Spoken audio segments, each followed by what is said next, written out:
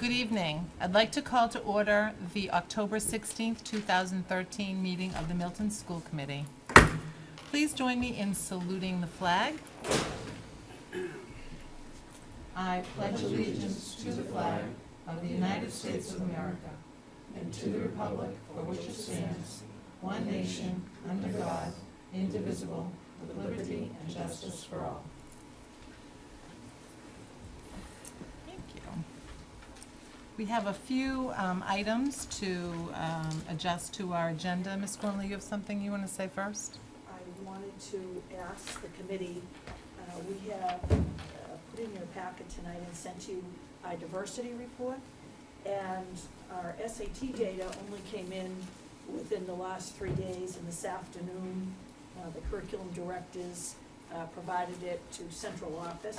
So I was going to ask if you would take the diversity report, go through it, comment, email me any questions, additional information you want. I'll resend it out to you this Friday and next Friday before the next meeting, and give a complete report at the next meeting, rather than going forward with missing last year's SAT data. We had these scores, but we didn't have all of the subgroup data, and we have some very valuable data to add to that diversity report. So I would ask you to put that off to the November meeting. And as I said, a diversity report per our school committee policy has grown from a paragraph to an actual report. Thank you, Ms. Gormley. Under my report, I'd like to add the appointment of a person to serve as the school committee rep to the master planning committee. I just received an email from Emily Innes to remind me that Glenn's term was up, and so we need to appoint. We'll add that under the chairman's report. Under the finance subcommittee, we're going to remove the first quarter report. And there were a few minor changes to the ELL presentation that you're getting tonight. It was very minor, and so a new packet, a new presentation has been provided for you.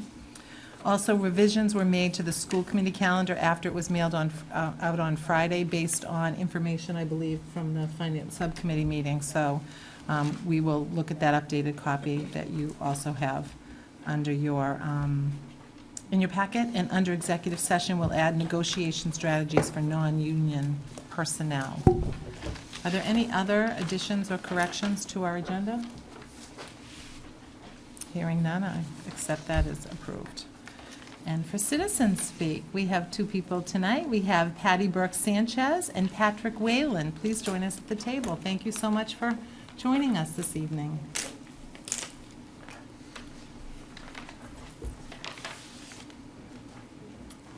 Hi. Hi. My name is Patty Burke-Sanchez. I live on Garden Street in Milton, and this is my cousin, Patrick Whalen. He lives on Rockview Road in Milton.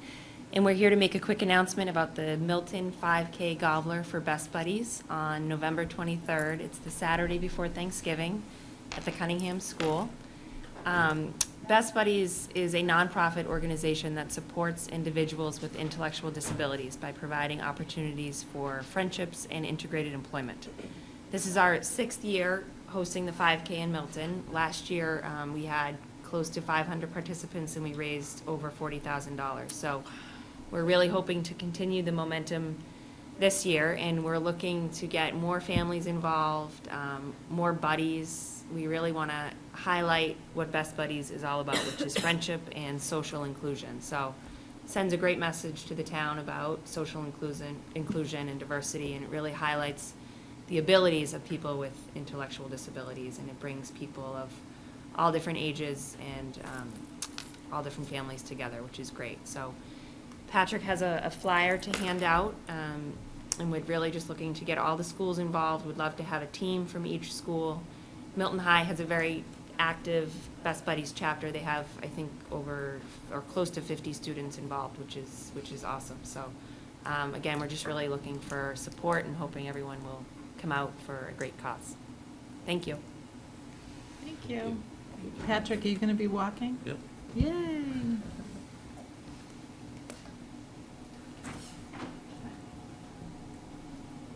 And if I might add, if Kristen Bagley Jones were here tonight, school committee member, she would be very proud to announce that her daughter is the president of the Milton High School chapter. And Patty and Patrick and I had a meeting, and we have lots of plans for the schools to be involved. Thank you, Patty. Thank you. Thank you for joining us tonight. No one else here for citizen speak, so we'll move on to the approval of the minutes. I will entertain a motion to accept the school committee minutes from August 21st, 2013. So moved. Second. Moved by Mr. Walker, seconded by Mrs. Padilla. Any discussion or edits or corrections? Mrs. Kelly? And I don't have it before me, I apologize. At some point, my name is listed and I wasn't in attendance, so if I could be stricken from the minutes. Oh, I do that. On the August 21st? Yeah. So it says not present up top, but I have a comment down under topic 1, so I'm not sure. Ms. Kelly asked about the teachers. So we'll just take off your name where it says Ms. Kelly asked. Do you see where that is? Yeah, it's in the first paragraph, top First of the board. paragraph, Ms. top of Kelly, one. Ms. Kelly asked. Oh, right. Sorry. So we could say it was inquired or adjust that. Thank you. Anything else? All those in favor? It's unanimous. Thank you. I will entertain a motion to accept the school committee minutes from the September 18th, 2013 meeting. So moved. Second. Moved by Mr. Walker, seconded by Mr. Zulus. Any additions or corrections? Hearing none. All in favor? It's unanimous, thank you. And I'll entertain a motion for the school committee minutes of September 25th, 2013 meeting. So moved. Second. Moved by Mr. Walker, seconded by Mr. Zulus. Any additions or corrections? Hearing none. All those in favor? It's unanimous. Thank you very much.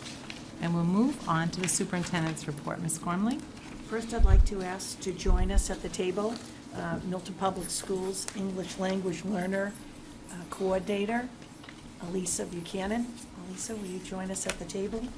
And in your package, you've received Elisa's presentation. And I'd like to recognize you for your hard work and your leadership in this area and servicing, providing the services and coordinating all of the professional development for our teachers and providing the services for our students. So welcome. Thank you very much. Thank you for the opportunity to speak to you this evening. I'm giving you an update on the English Language Education Program in the Milton Public Schools. My name is Elisa Buchanan, and I serve in the role as teacher and also as coordinator of the department. Tonight I'd like to give you an overview of what's been happening in our department from 2010 till the present.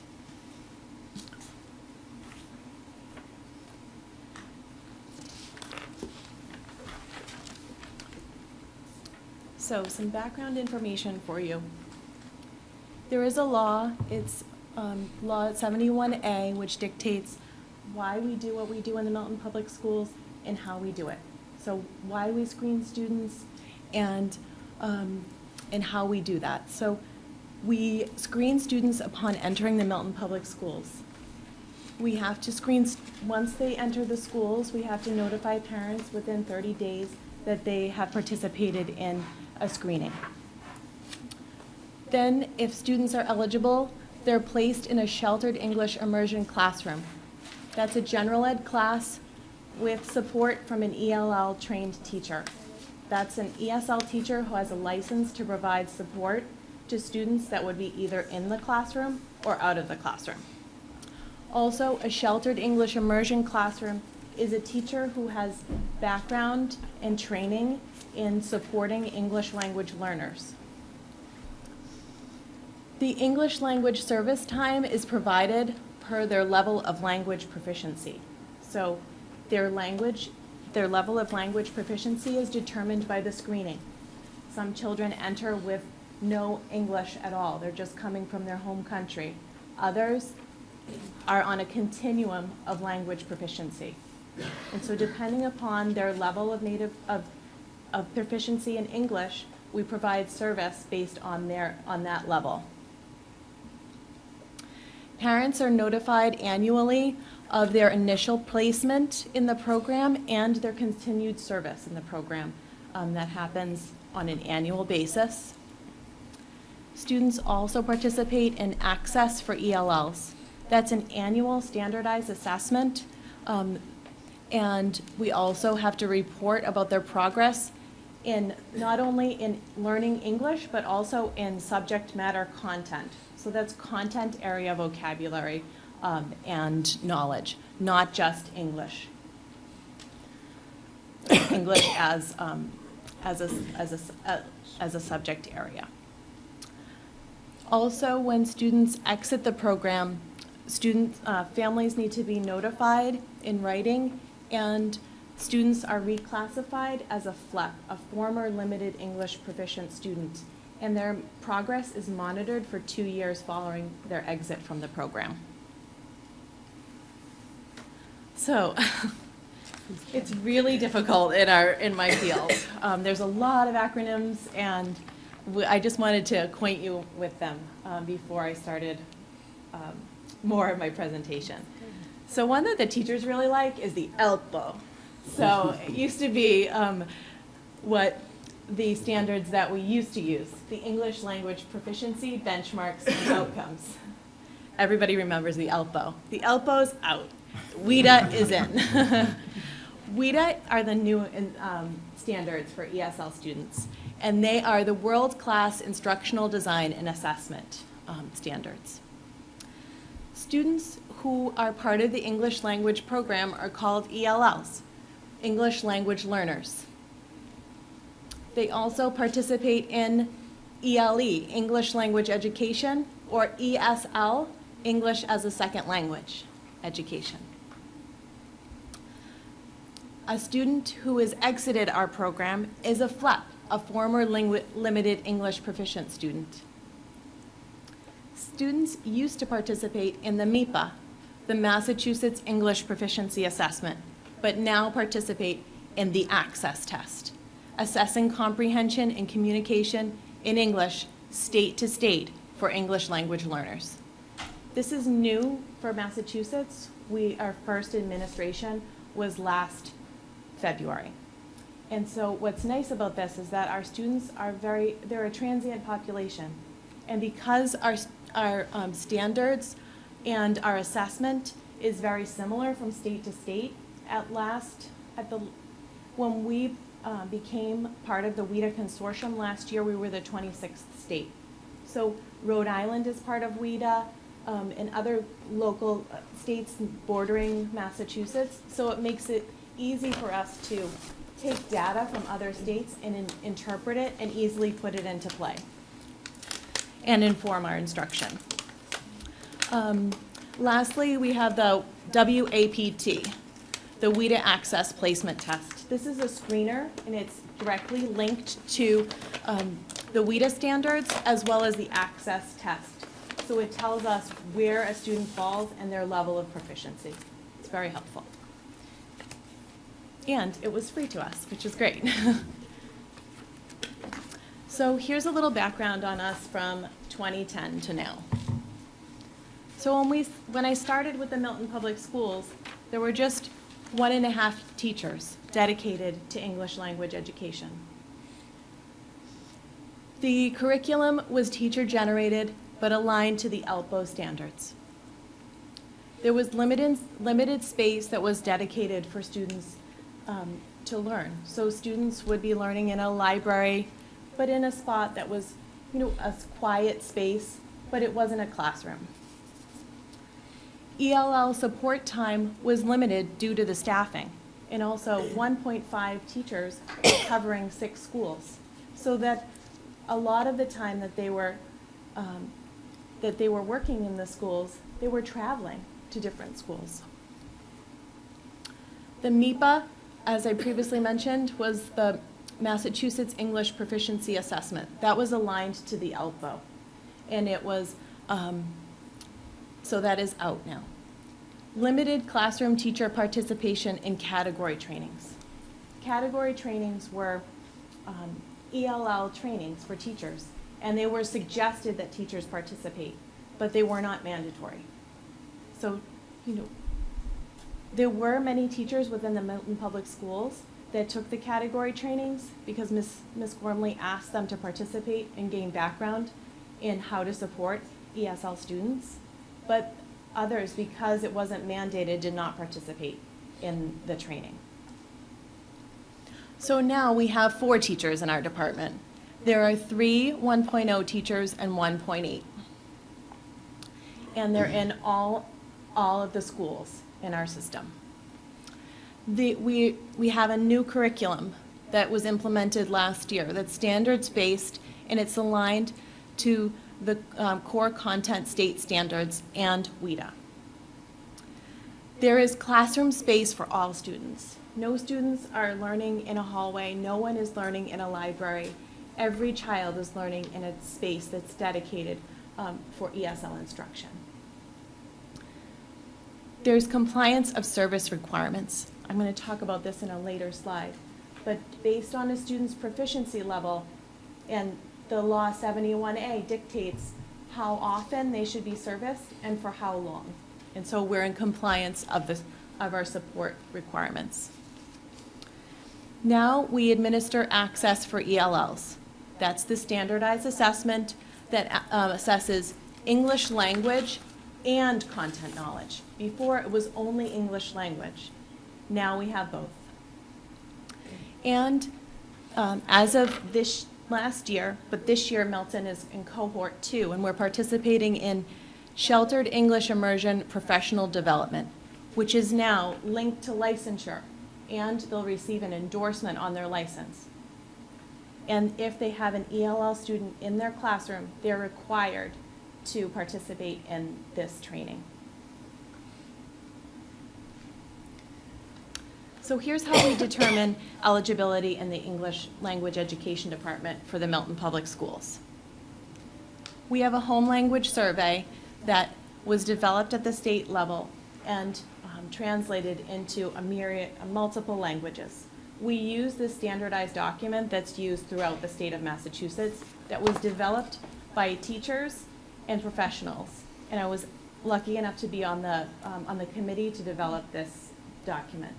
It's very important because it tells us when a student comes into the country, tells us the language of their family, what they were, when they were a baby, if their parents only spoke to them in their native language, if the child only speaks English and the parents speak their other language. It tells us so much background information that we normally wouldn't receive unless we were participating in an interview with a family.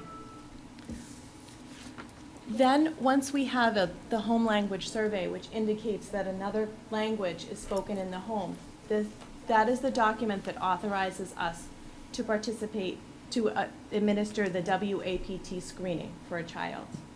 We do inform parents that we'll be giving their child this screener, especially in kindergarten. We have so many families that are coming in and participating in screening. We want them to know that this is part of the process. The screener tests all 4 language domains: speaking, listening, reading, and writing. And it determines overall language proficiency for eligibility into the program. And there are 6 levels: 1, 2, 3, 4, 5, and 6. 6 does not qualify them. Level 5 really doesn't qualify the students either. So it'd be levels 1 through 4.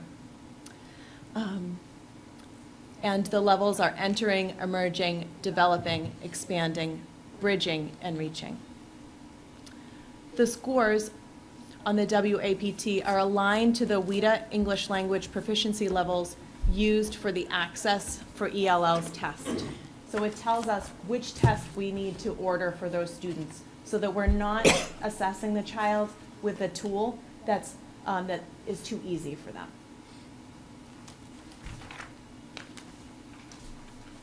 So this is the service delivery by proficiency level. And so according to General Law 71A, districts must promote and support the rapid acquisition of English language proficiency by ELL students. Thus, districts must ensure that ESL instruction corresponds to their language proficiency needs. So, if it's determined through the WAPT that students are at a level 1 or 2, we are required to provide 2.5 hours per day of direct ESL instruction. These are recommended service guidelines, but in the last coordinated program review, we were held to the service guidelines. They told us that we needed to provide that as the minimum amount of service for students. At level 3, 1 to 2 hours per day of direct ESL. This can be in a pull-out or a push-in model. Level 4 is 2.5 hours per week. Level 5, 2.5 hours per week of direct ESL instruction.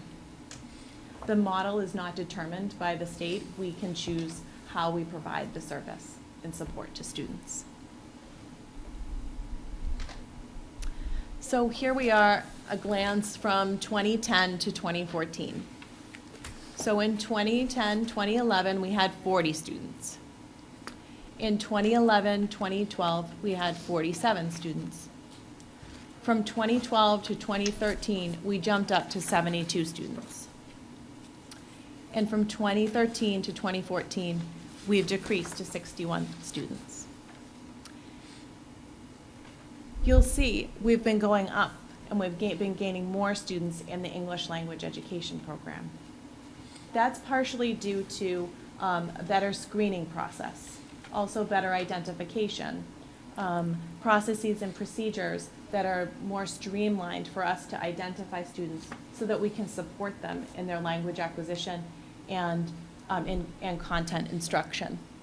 The decrease between last year and this year is because we were able to flip students. We had so many students that have done so well on our access test as well as MCAS that we were able to push them out of the program because they're ready and they're monitored for 2 years to make sure that that they don't need to be reclassified and come back into the program.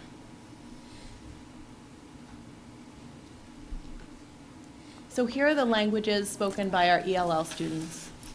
The majority of the students in the English language education program speak Haitian Creole. The second speak Chinese, 19% French, then Spanish, then Igbo or Igbo, and then there's a mixture of Russian, Portuguese, or Turkish. So we have a lot of students who come in with many, many different languages, and some ask, wait, but do you speak all of those languages?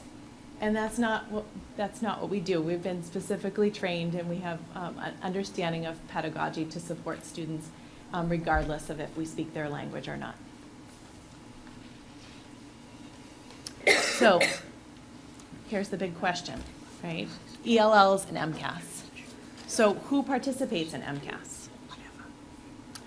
ELL students participate in all MCAS tests that are designated for their grade level. The only exception is students who are in their first year in the United States. They do not need to participate in the ELA portion of MCAS only. Just for 1 year, they get a bye on the ELA MCAS. There are some accommodations for students who are not special education students and ELLs.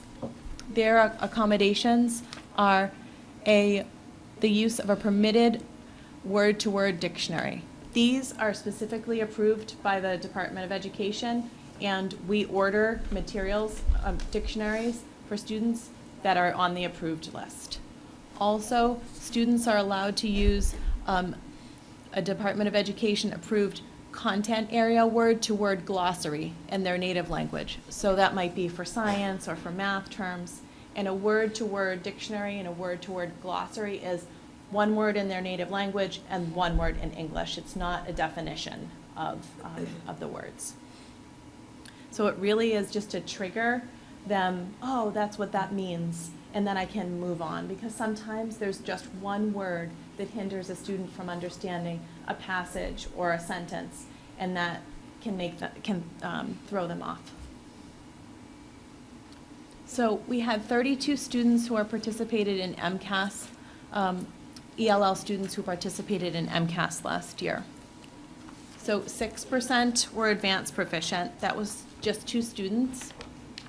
34% proficient. That was 11 students. 50% need improvement. That was 16 students. And we had 3 students who got a warning on MCAS. And to explain some of this data, it depends on a student's proficiency level, whether they have gained an understanding of how to take a test, how to read the materials. So we work really hard to prepare students to take these high-stakes tests, but if they don't have the language or the background, it's really difficult for them to do well. So with us changing our ELE curriculum to be able to be aligned with the regular classroom curriculum, and making sure that it's not only English language, but we're building content at the same time. We hope to continue to increase student performance in proficient and advanced proficient categories. It does show us, though, that 13 students moved out of our program because of their status on MCAS, because they were not in, most likely these students did well on Access and MCAS. MCAS is a little bit harder than Access, but not really. So it's that shows us that that's why we had that amount of students flip out of the program. So our process for determining English proficiency for FLEP is they need to score proficient on Access for ELL standardized test. They need to demonstrate proficiency on MCAS as well. And not only do we need them to perform well on these 2 tests, we need to have work samples, rubrics, supporting documents, which demonstrate the student's strengths in all 4 areas, 4 domains of communication.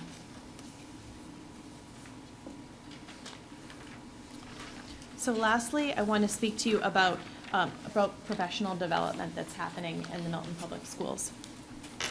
Right now, there's an initiative by the Mass Department of Education to improve academic achievement for English language learners. We are in cohort 2.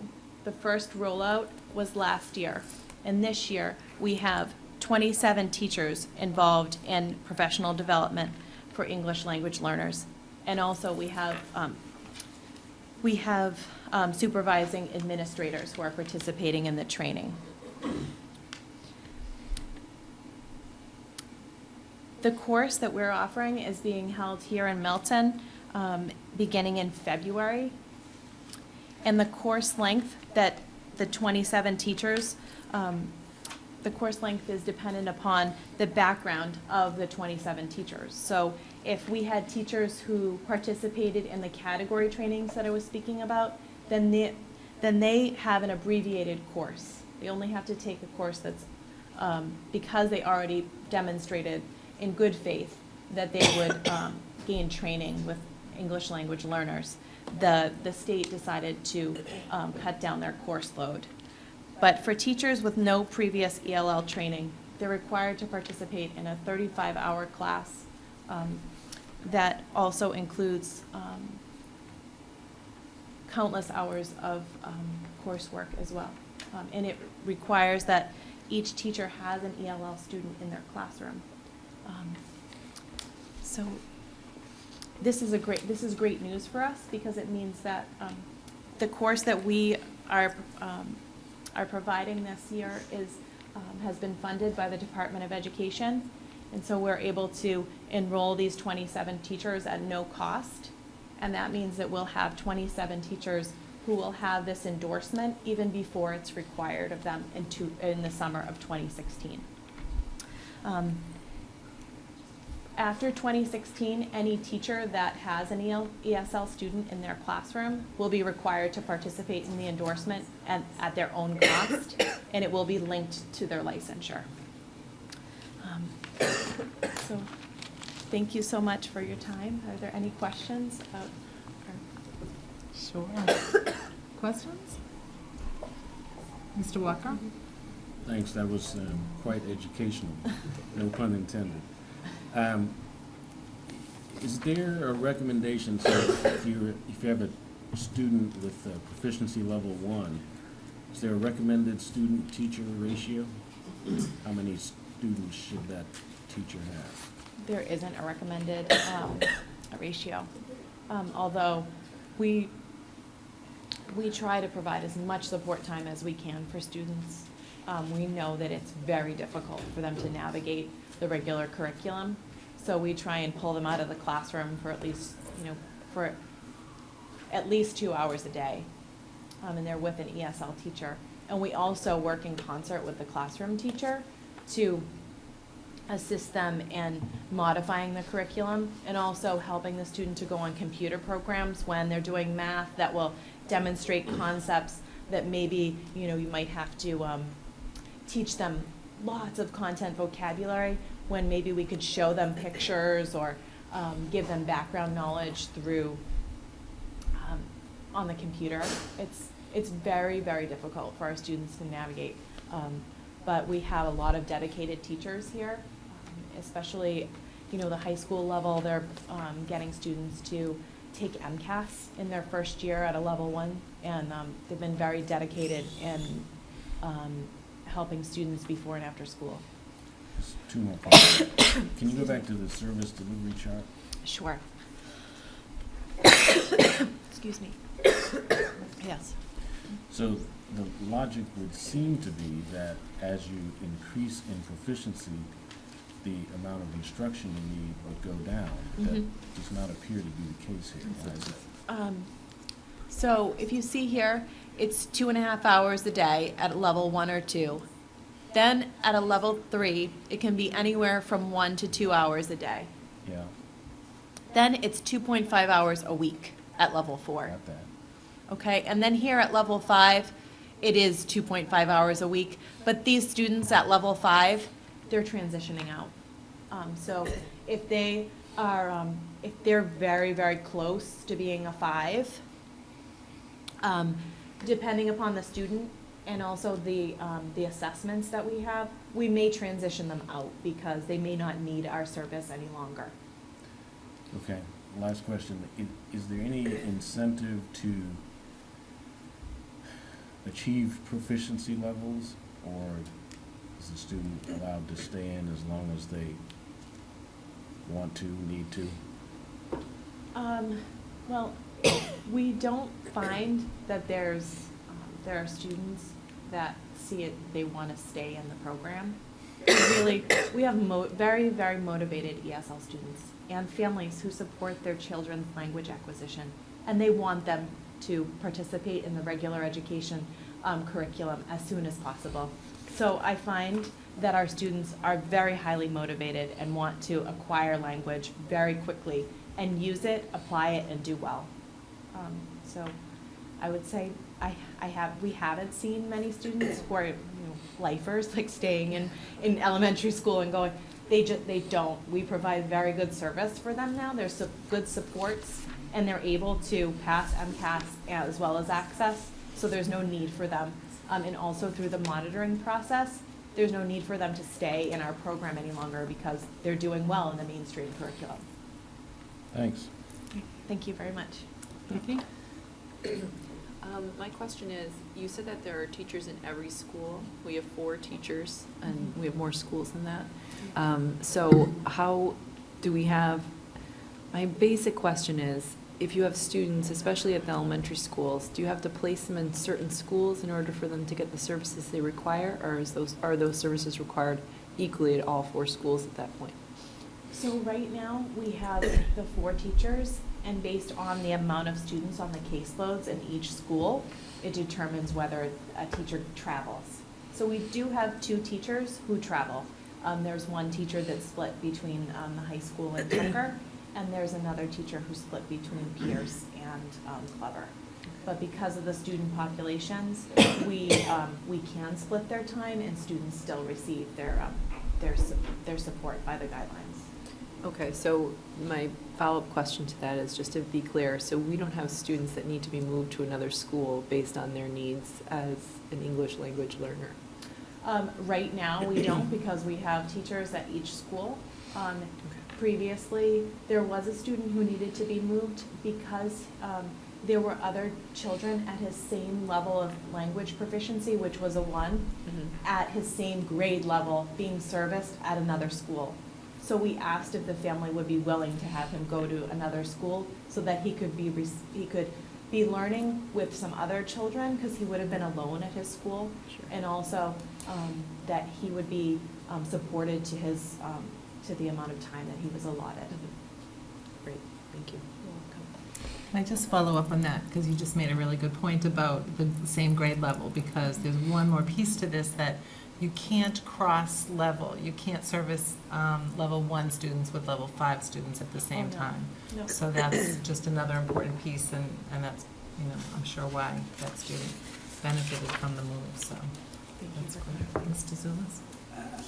Alicia, we're going to be, my question is about the screening process. Yeah. We're going to be considering a resolution from the Mass Association of School Committees later tonight about transient students, driven by the difficulty in getting academic, medical, and behavioral records for these students. And I'm wondering if you've run into that problem when you're screening in the students, whether you've run into a problem getting the records to help you place them. Okay, we, for the most part, our students come with good records. They may not be from, if they're coming in at middle school level, then we may not have all their records from kindergarten, but usually we have their records a few grades back. But we are finding, and this is throughout the state, that students are coming in with interrupted formal education or limited education based on their background in their home country. So we haven't had this as of yet, but there will be at some point in time students who come in with limited records and who have had limited access to even education. So that was, actually Mr. Jatt came to me and asked about some administrators who are participating in additional a master's program, and I asked them to consider researching students with interrupted formal education and models that other small districts are using, just so that when that does happen, we've already been thinking and talking and strategizing how we'll put what they've found from research into play. Thank you. You're welcome. Thank you. Mrs. Kelly? Thank you for this presentation. I think it's pretty enlightening for a lot of us. Of the 61 students we have this year, sort of where do they break out across the grade level? This year we have, I have my grid with me, but it's not in front of me. That's okay. This year is the first year that we've had more of an influx at the middle school level. Last year, at this time of year, we had a lot of students from the high school level who came in with very limited English. And that was our great population, was at high school and then elementary. But now it's really kind of dividing itself. It's heavier in the elementary school than it is in the middle and high school. But each year we're gaining more and more students. May I? To Mrs. Kelly's question, in our diversity report for the 12-13 school year, 2.3% of the children were at Collycott, 1.3% of the children were at Cunningham, 0.9% at Glover, 4.2% at Tucker, 0.7% at Pierce, and 1.1% of the population in Milton at Milton High School. And so our district had 1.5% by all DOE reports, and the state is 7.7%. And so on that same line, how many, I'm a little bit confused about what's the push in or pull out, sorry if I'm not using the right That's okay. terminology. That's okay. I'm interested to see how many students are being serviced in the classroom and sort of how that sort of plays out in the classroom. Sure. At the middle and high school levels, ESL is its own class. So they receive their service from, in their classroom time with an ESL teacher. So that's part of their schedule. And then in the elementary and in the elementary school, it depends on the teacher, on the classroom teacher, and the level of proficiency of the student. But I can get you that information. That'd be great. Thank you. You're welcome. I'd like to ask Ms. Buchanan, would you share with the school committee and the viewing public your outreach to parents, guardians, and, for example, the event that you sponsored last year to bring these families and parents into the Milton Public Schools? Sure. When I started in the Milton Public Schools, I asked families what it was that they wanted to see from us as a school system. And I am also a teacher as well as a coordinator. And where I teach is at Collycott in Cunningham. And the families there said they really wanted to see a spring festival or a Lunar New Year festival in the school.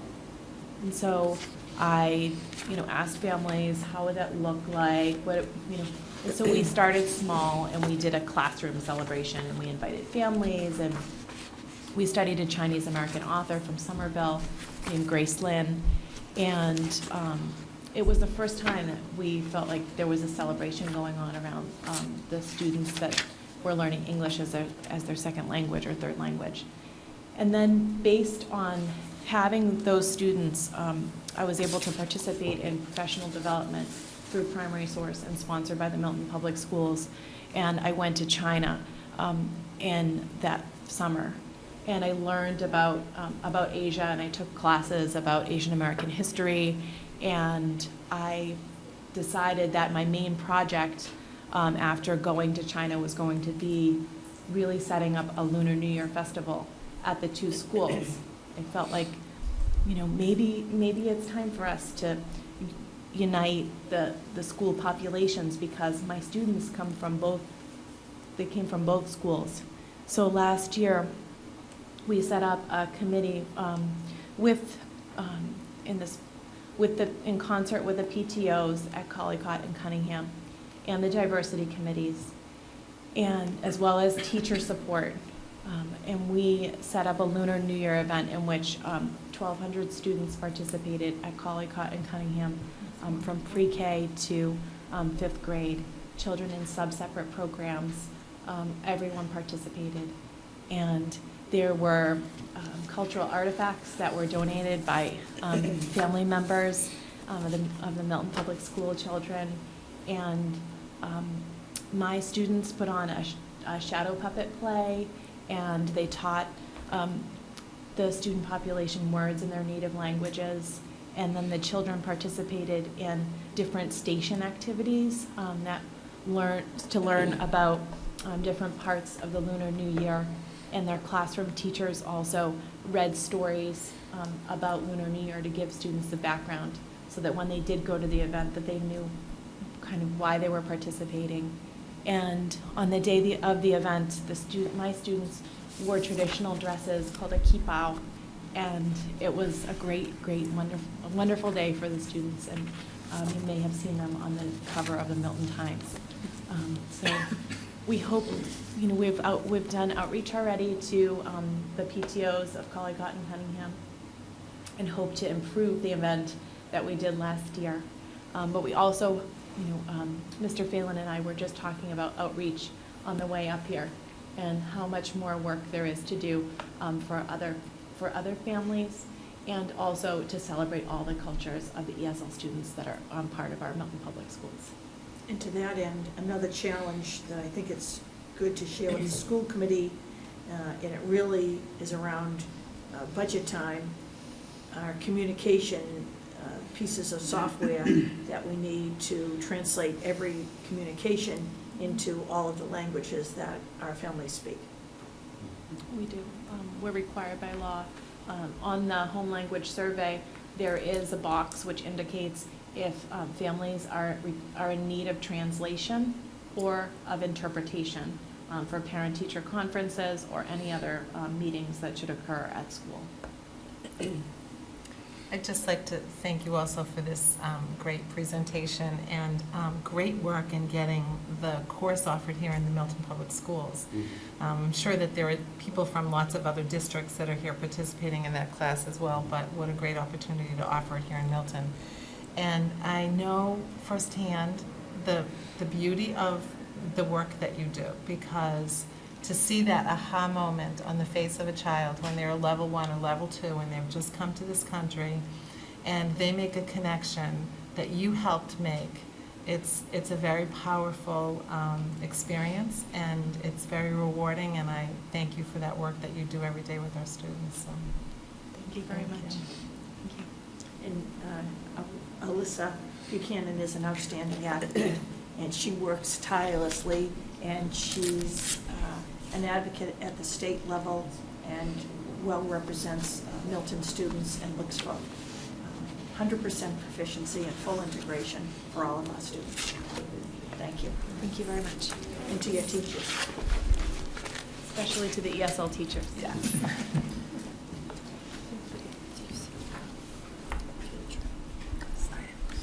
Mr. Phelan was going to, taking care of the machine, he was going to give us a brief update on the annual field trip list.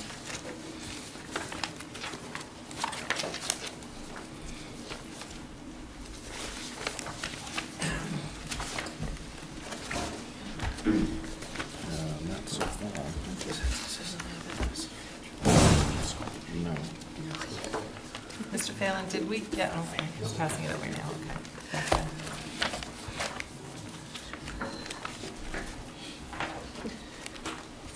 you.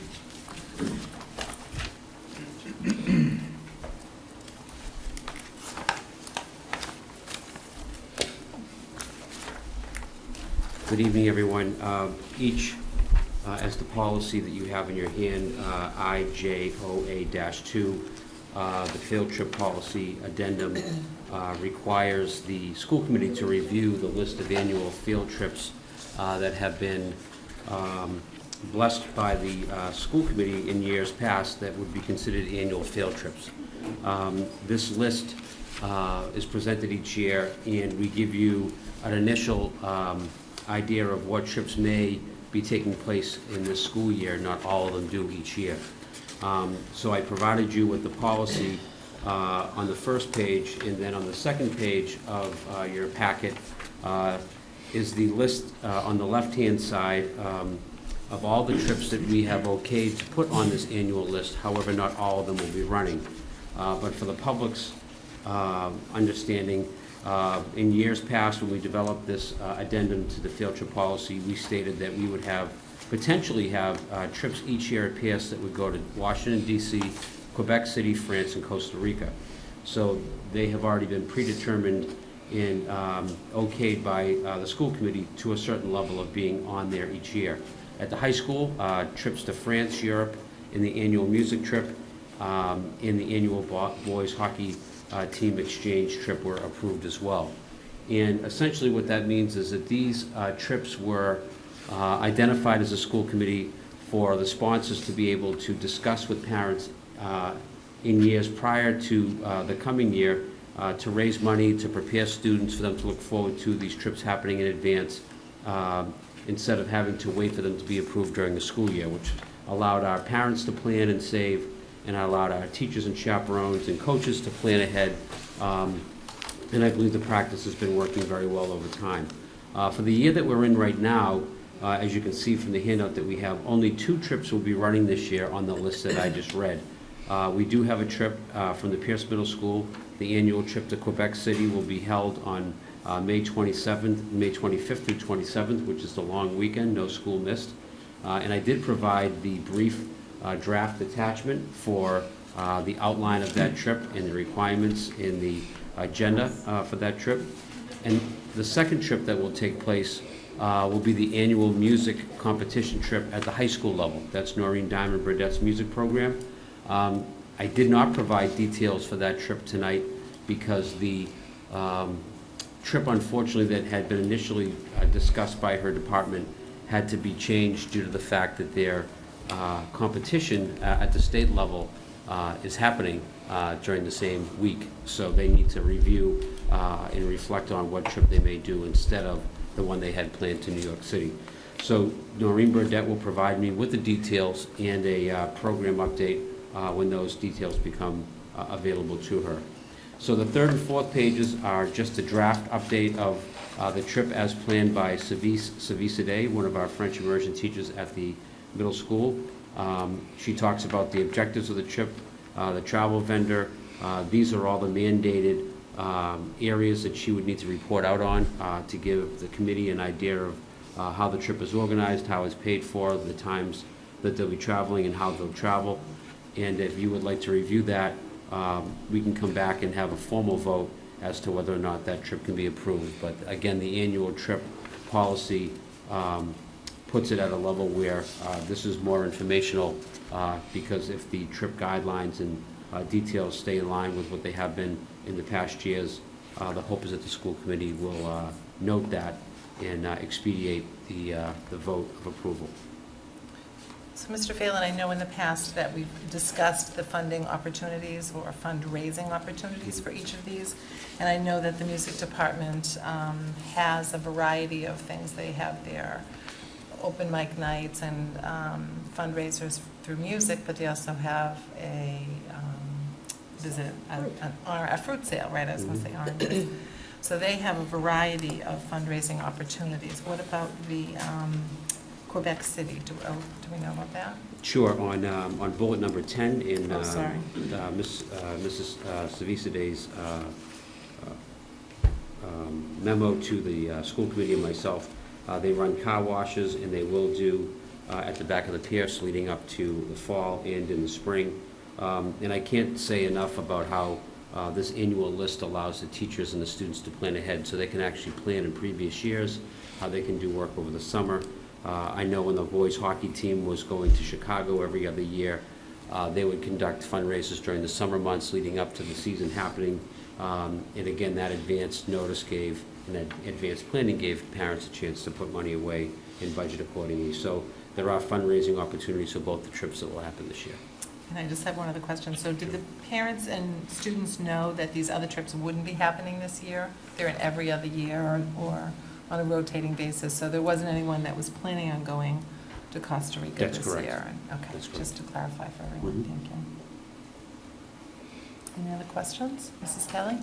Just on the fundraiser for the Quebec trip, it says the proceeds will help us add an activity to the existing itinerary, which I think is contrary to sort of what we've talked about in terms of fundraisers in the past, where the fundraisers hopefully are opportunities to offset the cost of the trip to students who may not have the funds available. So I'm just wondering if we could revisit that Sure. and see if that could be looked at. Adjusted. Absolutely.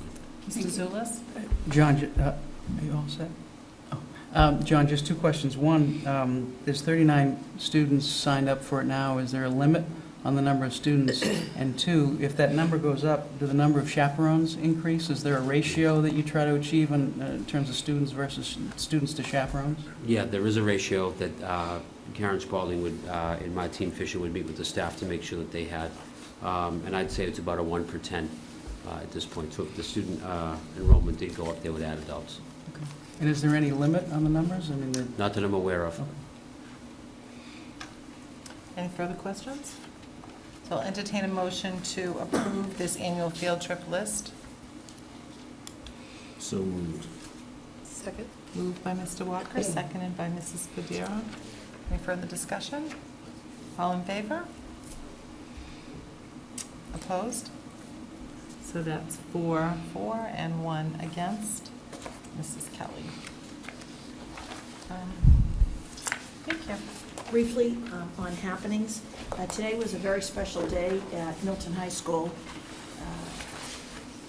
Today, all our 10th and 11th graders took the PSATs in school, And this school committee and the school system is committed to closing the achievement gap and to be able to, because of the generosity of the Copeland Family Foundation, at no cost, administer every 10th and 11th grader the PSAT, for them not to have to pay or come on a Saturday, as happens in other districts, and as of 5 years ago, happened in the Milton Public Schools. It is a huge driver of a message to every student and every family that this is what's expected, this is the track that everyone's on, and when you take the PSAT twice, the edge that gives you when you then take the SATs. So to the Copeland Family Foundation and Mr. Phelan, Mr. Pavlicek, and I were taken back today because we never want to take the generosity of the Copelands for granted. Our school budget really wouldn't enable us to be able to administer this test. And to hear James Jett and the high school principal and Karen Cahill, the head of guidance, talk about the value of being this test to be administered to every single child, every single student, and the message it sends to those families is huge. So that was today at Milton High. Last Saturday, your high school, for community members, this high school is alive and well 24/7. Last Saturday morning, I texted Mr. Phelan and Mr. Pavlicek, and I said, where's Dr. Noreen Dimer-Burdette, Gary Good, and Rebecca Damiani going on a bus with the students? And they participated at UMass during the halftime they wanted me to report out to you, 73 other public high schools in Massachusetts and 3,600 high school students. And we might get Mr. Jett. He was at the game because his nephew plays for UMass, and he filmed the event.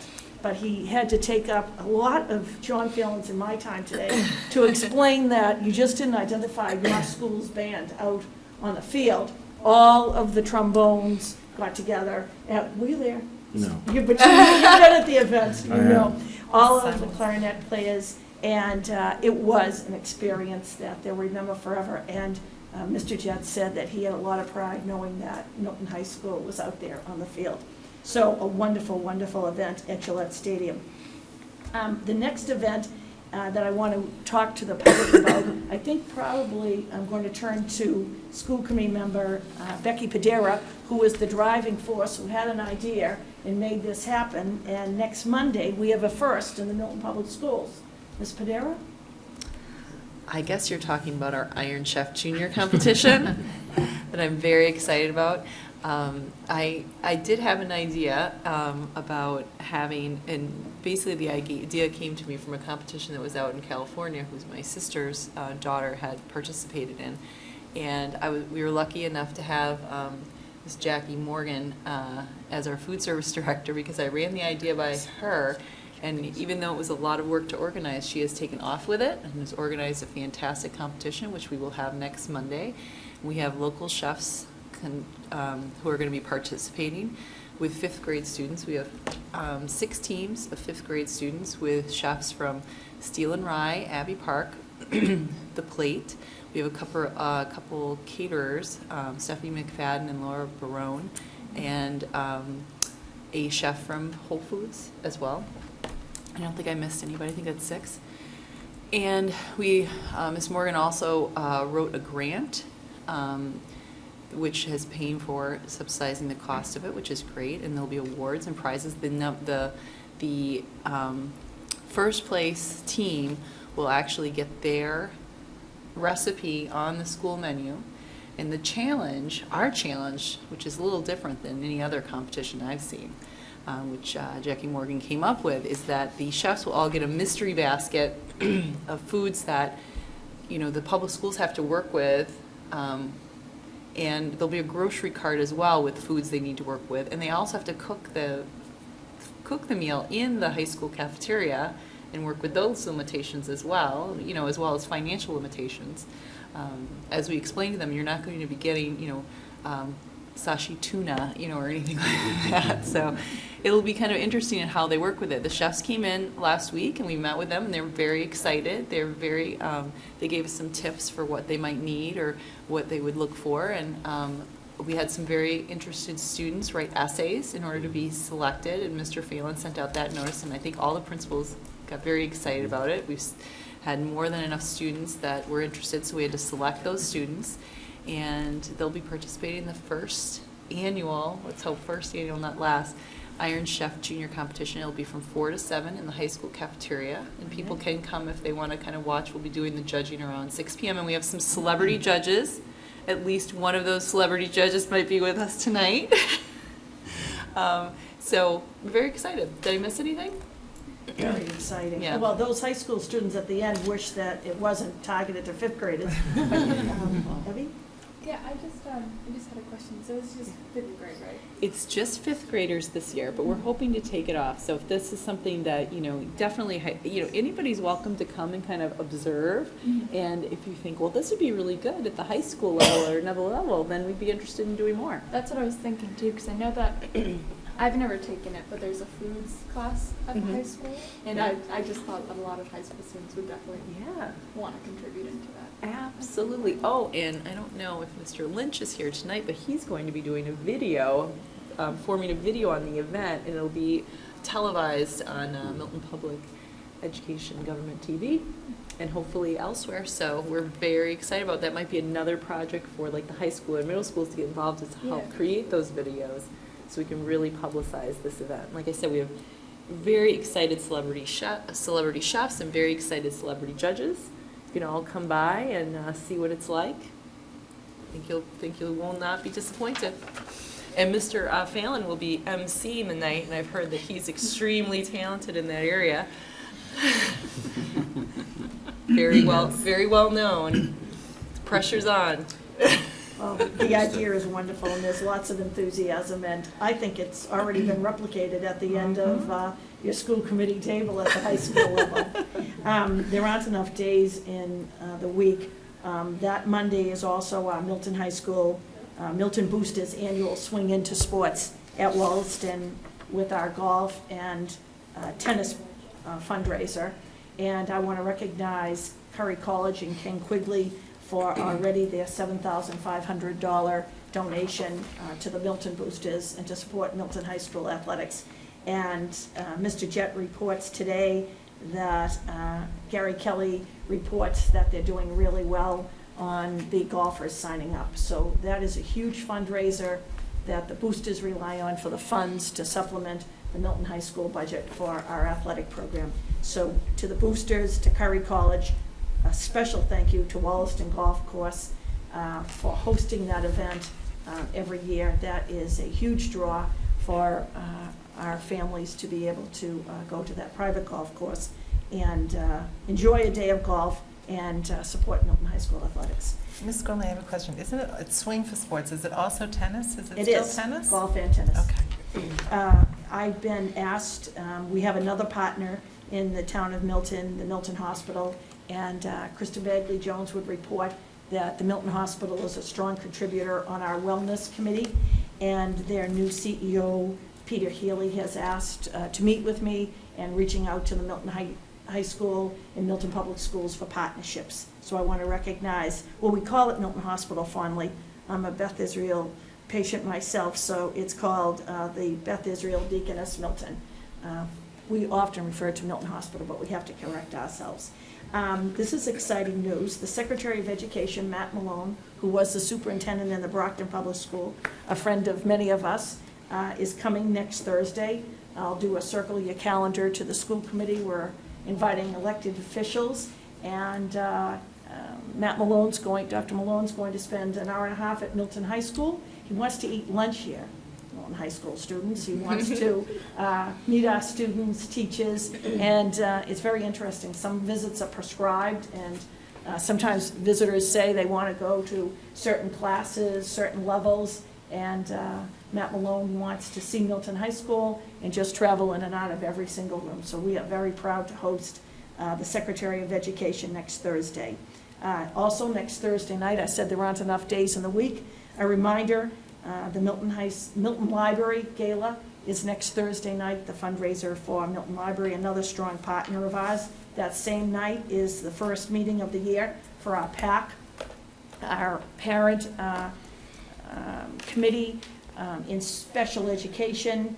We'll meet in the Pierce Milton High School Library from 7 to 9, and that's on our website, the contact information, and we're sending flyers out to every single family in the Milton Public Schools. A very special event. I should just work down there and work with you. Do we have anybody in South Pacific? I'd ask. Oh, well, you take it over. Take it over, Evie. So Audrey and I are both in Milton High School production of South Pacific. I play the character Leah, who is the love interest of Lieutenant Cable. And I am a nurse in the ensemble. So South Pacific, I mean, I could just honestly go on about it, not to be cheesy, but it's a great show that's set during the 1940s, during World War II, on an island in the South Pacific. And something that's I found really interesting about the show is that, yes, it's set during a war period, and yes, there are very heavy topics in it. There's also a lot of humor. There's a lot of love stories and hatred and racism and a lot of just issues that, even though, you know, back then they might have been more prominent, you know, we still face them today. So I think for any audience member, like, they'll find something in the show that's very interesting. Something that's also really cool is there's a lot of tapping in it, which not everybody in the cast has taken a tap class. I've never taken tap. I'm not sure if either, but I think we pull it off. Yeah. Very well. As you can see, this is my outfit as Liat. This is my costume as the nurse. Dressed in costume. And it's a great show, and I think that, you know, everybody who's watching or here should come see it. It's happening on Friday, October 25th, and Saturday, October 26th, at 7 p.m. for Friday, and then for Saturday at 2 p.m. and 7 p.m. Tickets for adults are $10, and for students and seniors it's $7, and it's going to be here at the high school in the auditorium. So we hope I mean, to have you was just unbelievable. Give that really advertisement. Tickets are available every morning at the Milton High School office from 9 to noon, or anyone can come to central office. And we also reach out, Milton High School reaches out to the senior citizens in Milton, and we send tickets, we survey which show they want to go to, and they're our guests, a population of senior citizens in Milton. So this is really the highlight of, one of the highlights of the school year. So congratulations, and break a leg. So proud. And again, I don't know, at the beginning of the meeting, I want to again recognize our 12th grader, Evie, you would recognize Evie Oliverio, our 11th grader, Matt McCarthy, who will be reporting out later on the football game, and our 10th grader, Audrey Erickson. And we have 9th grade elections coming up. We've never had this kind of representation, have we? And they're faithful and they're loyal and coming and speaking up. You're a huge addition. Thank you. Moving on, the Milton Foundation Monster Dash. I said to Ms. Sheridan, usually they show up in costume, but a huge reminder, circle your calendar, Sunday, October 27th in the morning. Look at our website or the MFE website. This fundraiser, all of the funds go directly back to enhancing science in the elementary schools in the name of Sam Cuccello, a child who died tragically at the Tucker School 13 years ago. And this is a way that the community and his family remember Sam and his love for science. And this community, it is a very, very special morning. And the MFE is, every year they make it bigger and better. A very special event. Our girls varsity volleyball team is, do you know about this? Do you want to report out on the, well, they have an event, and under the leadership of Robin Lee, their coach, they are raising money to fund breast cancer awareness. They're selling raffle tickets and they're having an event, and their goal is $4,000. And our high school principal wanted to make sure that we told everyone about this. Next Tuesday, October 29th, at 5:15, our girls varsity volleyball team will be having an event to raise this awareness and to raise funds for this very worthy cause. Mary, give me the date and time again. Excellent. On Tuesday, October 29th at 5:15, our girls varsity football team will participate. It's called the Dig Pink Rally for the Side Out Foundation to raise funds for cancer. Very, very exciting. So Mr. Jett wanted me to share that with you. Another date to circle on your calendar, we have the Commissioner of Education and our governor coming to Pierce School on November 13th. I'll give you more facts about that as we come closer. Tonight you had Mrs. Burke and Patrick Whalen come in person to tell you about the Best Buddies event. We'll remind you about that very, very special walkathon that's coming up. Now, if you indulge me for one moment, Mr. McCarthy, do you want to take the lead on the football game? Love to. Good lead to take, isn't it, Mr. McCarthy? Last Friday, the Milton football team played Walpole High School, and for the first time, and I believe it was 11 years, we beat Walpole. Woo! It's very, very big step for the football team. That was one game that we've been looking at since the beginning of the year. That was the game we had to win. We have Natick this week and then Wellesley the next week, and by beating one of those two teams, hopefully we'll just beat both of them. By beating one of those two teams, we qualify for playoffs, which would be the first time in a very long time that we've qualified for playoffs. And I hope everybody comes out. We beat Walpole 26-7. They scored on the first drive, and then after that they were completely shut down for the rest of the game, which is something great to say for our defense. Our defense stepped up and played a great game. And then this Friday we'll be playing Natick in Natick, and hopefully everybody can make the drive down. Outstanding, excellent. You did a better job than the Patriot Ledger, the Globe, and the Herald. All articles that I included in the school committee packet tonight. Very briefly, from Larry Rooney, our new athletic director, our girls soccer, a phenomenal season. Mr. Phelan might want to give this one 6-4-2 overall, third place in the Herget division. This team is playing with many injured players, but a lot of heart. Coach Brian Board has done a fantastic job, reports athletic director Rooney, and the team keeps going on. Boys soccer, Mike Madden's team has been playing fantastically with great energy, great effort, and a lot of development. The team spirit of this team is off the charts. These kids continue to show up at field for practices, ready to improve. The team is second in the league in goals for.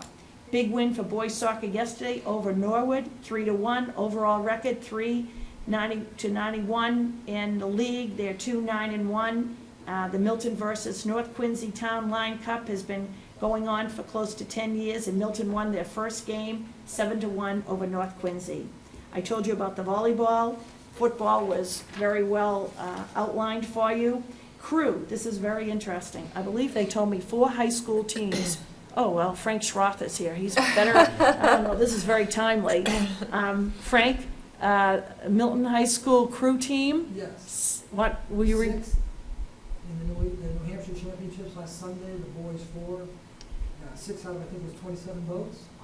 So it was a very impressive performance. But this weekend? He's ahead of the Charles. Yes, we've got 3 votes. A boys 8, a boys 4, and a girls 4. And we'd love to see you come out and support them.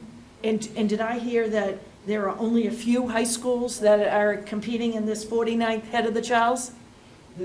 There are approximately 80 votes per category. So there will be, for the boys 4, there are 81 other high schools from around the country that will be competing.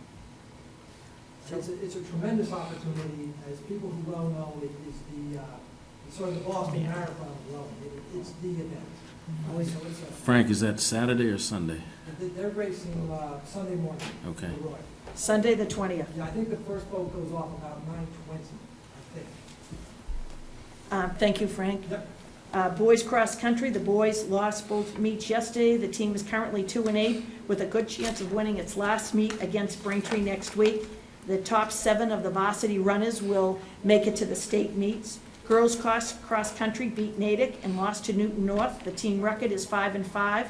Their final dual meet of the season is on the 23rd, and they expect to beat Braintree. Golf, very exciting every morning about golf on the all-call, 11-4 record for 3rd place in the Bay State Conference. Coach Ben Kelly has done a fantastic job, reports Larry Rooney, for this group of young golfers led by team captain Colin McCabe. And lastly, our cheerleading, enthusiastically cheering on our football team. Jessica Parsons has done a great job with this group of young women. In November 6th, they'll be competing in the Bay State Conference Championship at Braintree High School. So very, very exciting athletic season. That's not over yet at Milton High School. Thank you. Thank you, Ms. Gormley. Lots of happenings. So we'll move into the chairman's report. I'd like to begin with a discussion around our school committee rep to the master planning committee. Mr. Pavlicek had previously been our school committee rep, and his term has expired. It doesn't have to be a member of the school committee, so we are able to reappoint Mr. Pavlicek if we so wish, but is there anyone else on the committee that would like to take that seat or like to step up and serve on that committee? Or I'd entertain a motion. Move approval of Mr. Pavlicek continuing as our planning. Second. Mr. Pavlicek, do you accept this? Yes, I will. Sure, why not? I had already confirmed with him. He was okay. Okay, any other nominations? All in favor? It's unanimous. Thank you so much, Mr. Pavlicek, for serving on that committee and representing us. So at this time, we'll move to our school committee district-wide goals, and we have a presentation. Mr. Bailey, let me put that up, please. So you have 3 pages in front of you, and it's the way I broke it out was just page by page, so I numbered each page so we could have the numbers as a talking point. People that submitted the goals to Mr. Walker, people submitted the goals to Mr. Walker, and I just put them all together, grouped them together because some of them were similar. So if you could just we'll look at the first page. Thank you. So it begins with outreach to families for early literacy, and then continue health and wellness initiatives, lower barriers for students to participate in sports, develop a plan for funding athletic programs, and identify alternative funding sources for music, art, and athletic funding gaps. So if we could just, if school committee members wouldn't mind talking about these, if you have a preference of these that you would like to remain on as one of our proposed district goals. Mrs. Kelly? So in our packet, we received something called district-wide goals. Can we first start with an explanation of what that is and how it coordinates with what you're proposing here?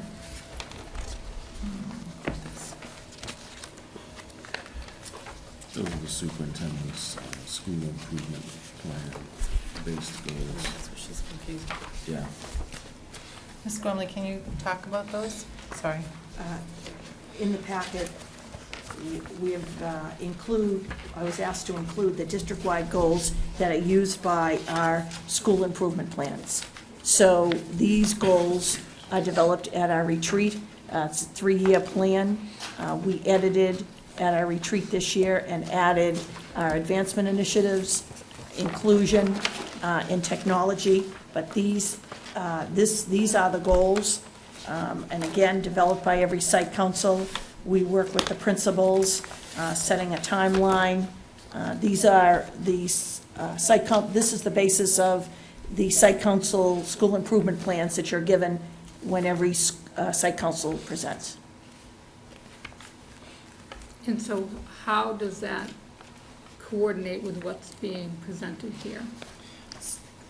So these began as school committee goals and morphed into school committee / district goals. Am I articulating that correctly, Mr. Walker? Close. So back in July, we started a discussion about school committee goals and district goals. And each of us offered some ideas about each of those. I think Chairman Sheridan and I both think that those are probably best combined, since I don't think that the school committee really has goals that should be independent of the district goals. I think we should be creating some forward-looking goals that help the superintendent and her leadership team to plan and to think about what priorities they should be focusing on. So this was the beginning of a discussion about what some of those goals might be. I don't think they conflict at all with these goals that are termed district-wide goals on the school improvement plans, although I think, again, that we should be helping the superintendent with what I think are more forward-looking goals. And I think there are some ideas here that I think could help to do that.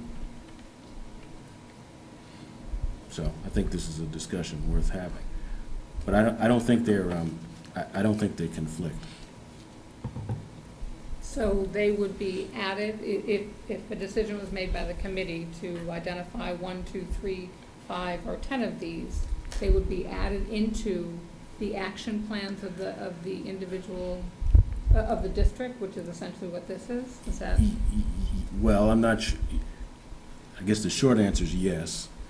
But I would hope that, and you'll see that one of the goals I've proposed here is that we develop an integrated planning cycle where we talk about what our strategic goals are, what our year-to-year district goals are, how that influences the budget, how that influences the superintendent's goals and her leadership team's goals.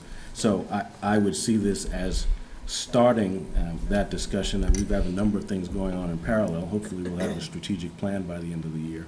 But I think if we do this well, then I would see these goals forming the basis for the superintendent's discussion with her leadership team about what the school-based goals should be. But we could change these to school committee goals, school committee/district goals, as opposed to the school improvement plans. Well, I think the distinction is, when you talk about school committee goals, I would see those as things that we need to get done. When we're talking about district goals, they're things that we would hope the superintendent would accomplish with her leadership team. I'm more focused on the things that we need the superintendent and her leadership team to accomplish. I don't mind developing what I call school committee goals, but I think they would pale in significance to the kinds of things we're talking about here. I think there is a strong correlation in some of those to the work that we're doing with the superintendent, so I understand Mrs. Kelly's point. Okay, so do we have any further discussion about the title of these, or Ms. Gormley, how do you feel No. about? I understand. Okay. All right, so if we look at those first 5 on that page, if I could get some feedback from committee members? So number one is a point that Ms. Padera has been making for a while. I would like to join that chorus. I was struck by, and I'm going to be talking about 2 things at once here. The binder that the superintendent provided, I thought was full of very valuable information. And one of the documents was this Lead for Literacy memo that talks about designing family partnerships as part of this outreach. So if I would add to the number 1 to say increase outreach to families as it reads, but also create a family partnership capability, because I don't think we have that now, and I think this is absolutely critical. I mean, the literature that the superintendent provided underscores how important it is to get to these kids as early as possible. So I think this is a big one. This would be on my top 5 list. Mrs. Padera? Yeah, and just to reiterate, I just think the time that you lose, and that's what all the data says, the more time you lose in having these kids show up in kindergarten who have not reached out to the families earlier, to have kids come in kindergarten and have one kid have 3 years of preschool and one his first day at school is just, you've lost so much time. And, you know, if you're going to tackle these achievement gaps, we need to tackle this, or we're already putting ourselves behind the game. So I would say it's probably at the top of my list. Mrs. Kelly? Just on this topic, I think this requires more than outreach. The program that we offer for pre-K is not a all-day program, and I think that's part of the stumbling block. So if we really want to take this on, I would say it almost requires some sort of a subcommittee that looks at all the obstacles that presently exist, and that we basically take it from there. The issue that I have sort of with the way we're approaching this whole thing is this is already a huge list of things to do. And Which is this I'm sorry, the district-wide goals that have already been established, and this has presumably been presented to the teachers and the administrators. So I'm unclear as to how, some of these are very important, and I would love to be doing them tomorrow, but how do they fit into what already exists? And that's my concern. Well, So- and I think that's an absolutely legitimate question, but I think it follows the question, what do we think is important? So I think it's, what do we think is important, and then how do we accomplish that? Obviously, we're not going to tell the superintendent to stop doing all the things she's doing so that she can start doing these things. I think there's a timing and integration question there. But the first question is, what do we think as a committee is important? Go ahead, Becky. I would say that description is very broad, increase outreach, and obviously we need to do, in my mind, I'd like to do more than just increase outreach, but in what way we do that would have to be outlined further in terms of how we're going to do that and what ways we're going to do that, whether by increasing preschool opportunities at low costs for families that are not there. But you have to start with, finding out who's not getting these opportunities and how do we reach them. So it's somewhat broad, Mary, and I would agree that we need to outline it more, but for tonight's purpose, it's just that, it's a broad goal, but we need to define more of how we're going to do that, but I don't know if we can do that tonight. But honestly, I agree with Mrs. Kelly that this would be a good subcommittee Yeah, absolutely. topic to say. So maybe our suggestion could be to, initiate a subcommittee to look at this further and look at the work that needs to be done. I think in addition to family partnerships, I think we need to look at some outside agency partnerships. I think we need to look at our faith-based partnerships, and we don't have any space in our buildings right now to service any more children. So I think we have to look at all those options. So I would agree with Mrs. Kelly that we should maybe adjust this to say if we do in fact think that this is something that we should choose, that this would be something that we would begin the work on through a subcommittee for the coming year. I would not be opposed to that at all. Ms. Gormley? That's fine. It's in line with our early literacy. Right. goal. Yeah. Okay. So numbers 3 and 4 and 5 are similar in that they all have to do with funding for sports or sources for music, art, and athletic funding. They kind of go together. I group them together that way. Health and wellness initiatives, that really is ongoing with the Health and Wellness Committee. It might not need to be a proposed district goal. That's just my observation, but certainly whoever wrote that could advocate for that. I wrote that. I'm fine with, it's not, I don't think it's necessarily online with goals. It is ongoing. It was just a matter of that we're doing good work, and I'd like it to continue and expand, especially with the peer leader program. But I'm fine with me not having it in that place, so. All right, so we'll just go through the rest of them and then we'll kind of Yeah. identify. Yeah. If we could go to the next page. So the top 2 have to do with achievement gap. And the third one, I didn't write twice, but they were exactly the same. Complete the strategic plan, which is going to happen this year. So that might be a a likely one to keep on there. I don't know how So people. we can at least check one off. We can- We are going to do that, so we're going to put that down there anyway. Number 4 is the consolidation of business office and administrative functions within the town. That's been an ongoing discussion that we've been having townside. Mr. Zulus, do you want to speak to that one? Yeah, I think there's a lot of interest, in the committee, in the town, and the Board of Selectmen in reviewing those functions to see if there's any cost savings that we could achieve by consolidation. We're going to be discussing later perhaps the DOR report that came out that suggested that we look into that, didn't provide any definitive conclusions as to how we would do it or how we'd review it, but it seems to me that would be a useful thing for us to do, at least to review it, to see if there could be some savings that we could achieve by consolidating some of those functions.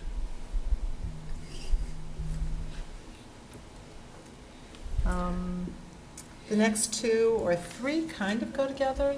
Can create a coding or computer programming course of study and initiate a digital literacy program of studies for the Milton Public Schools.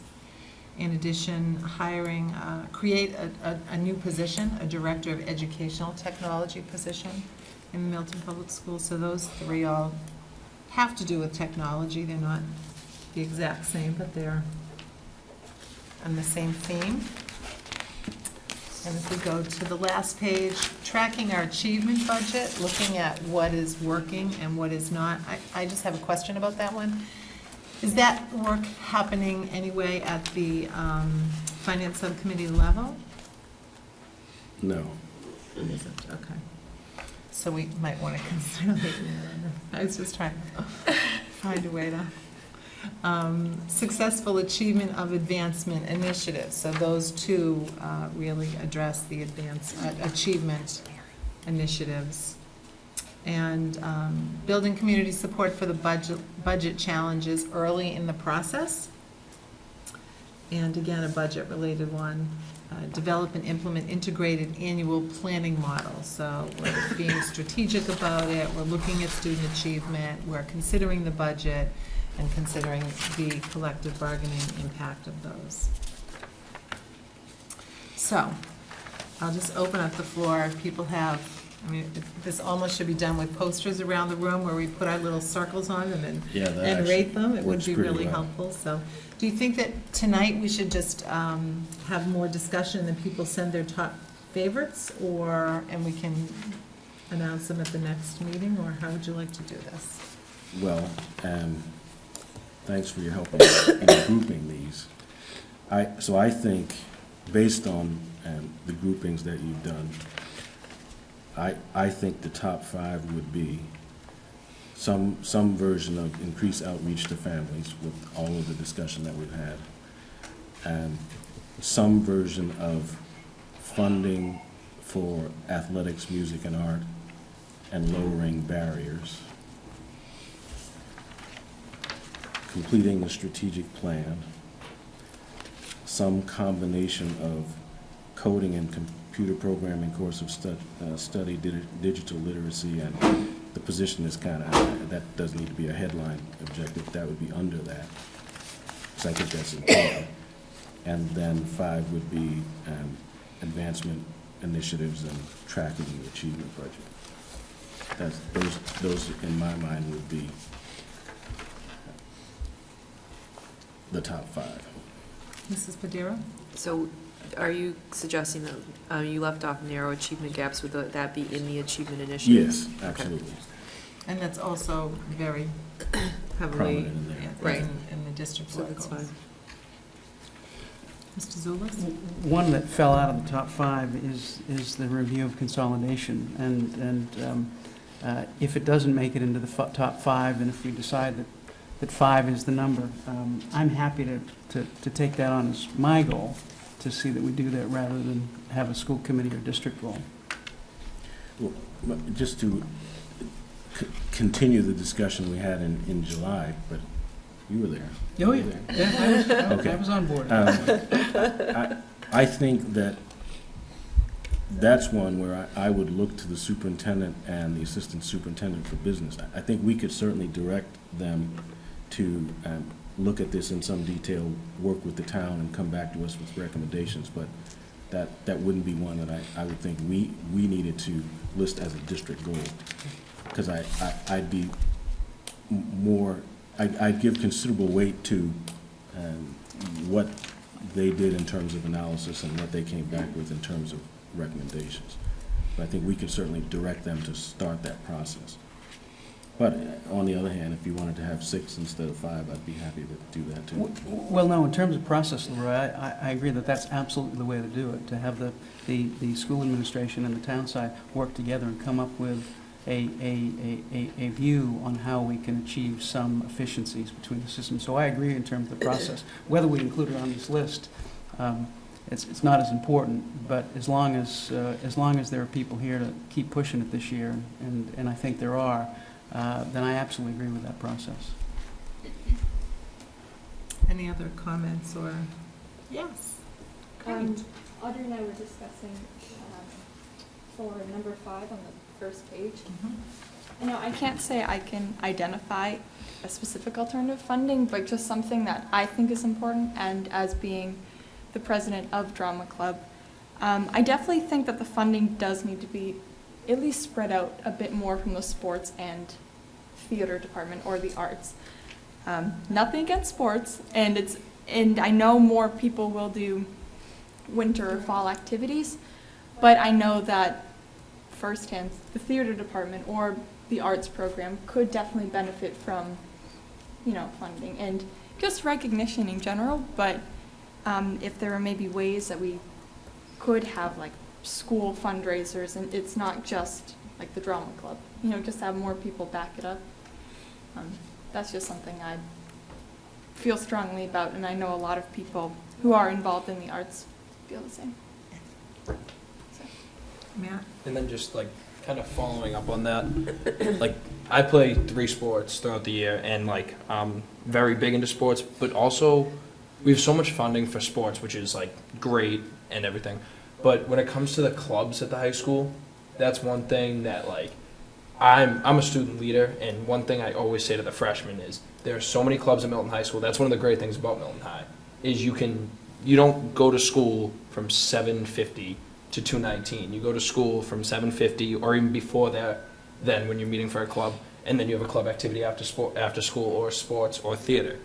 But when it comes to the clubs, I believe it's $50 to do one club, and then $100 if you're going to do more than one, and then it caps there. So virtually you could do 10 clubs for only $100. And I'm in Latin Club, Best Buddies Club, and I'm spread out through a lot of clubs.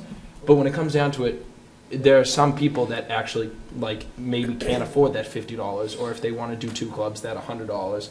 So I believe like some funding does need to be spread out throughout the theater, throughout the clubs, and throughout the sports, because clubs like from Mock Trial Club, like they help you so much more than just like having something to do after school. They help you like throughout life. So I think that's very important that funding goes to those. I love these student reps. I don't know about you guys. I was just going to say that. I said, and phenomenal. I would recognize Stephen Pierce, who served before you, but let me just say it is fabulous to have student reps that actually participate. This is great.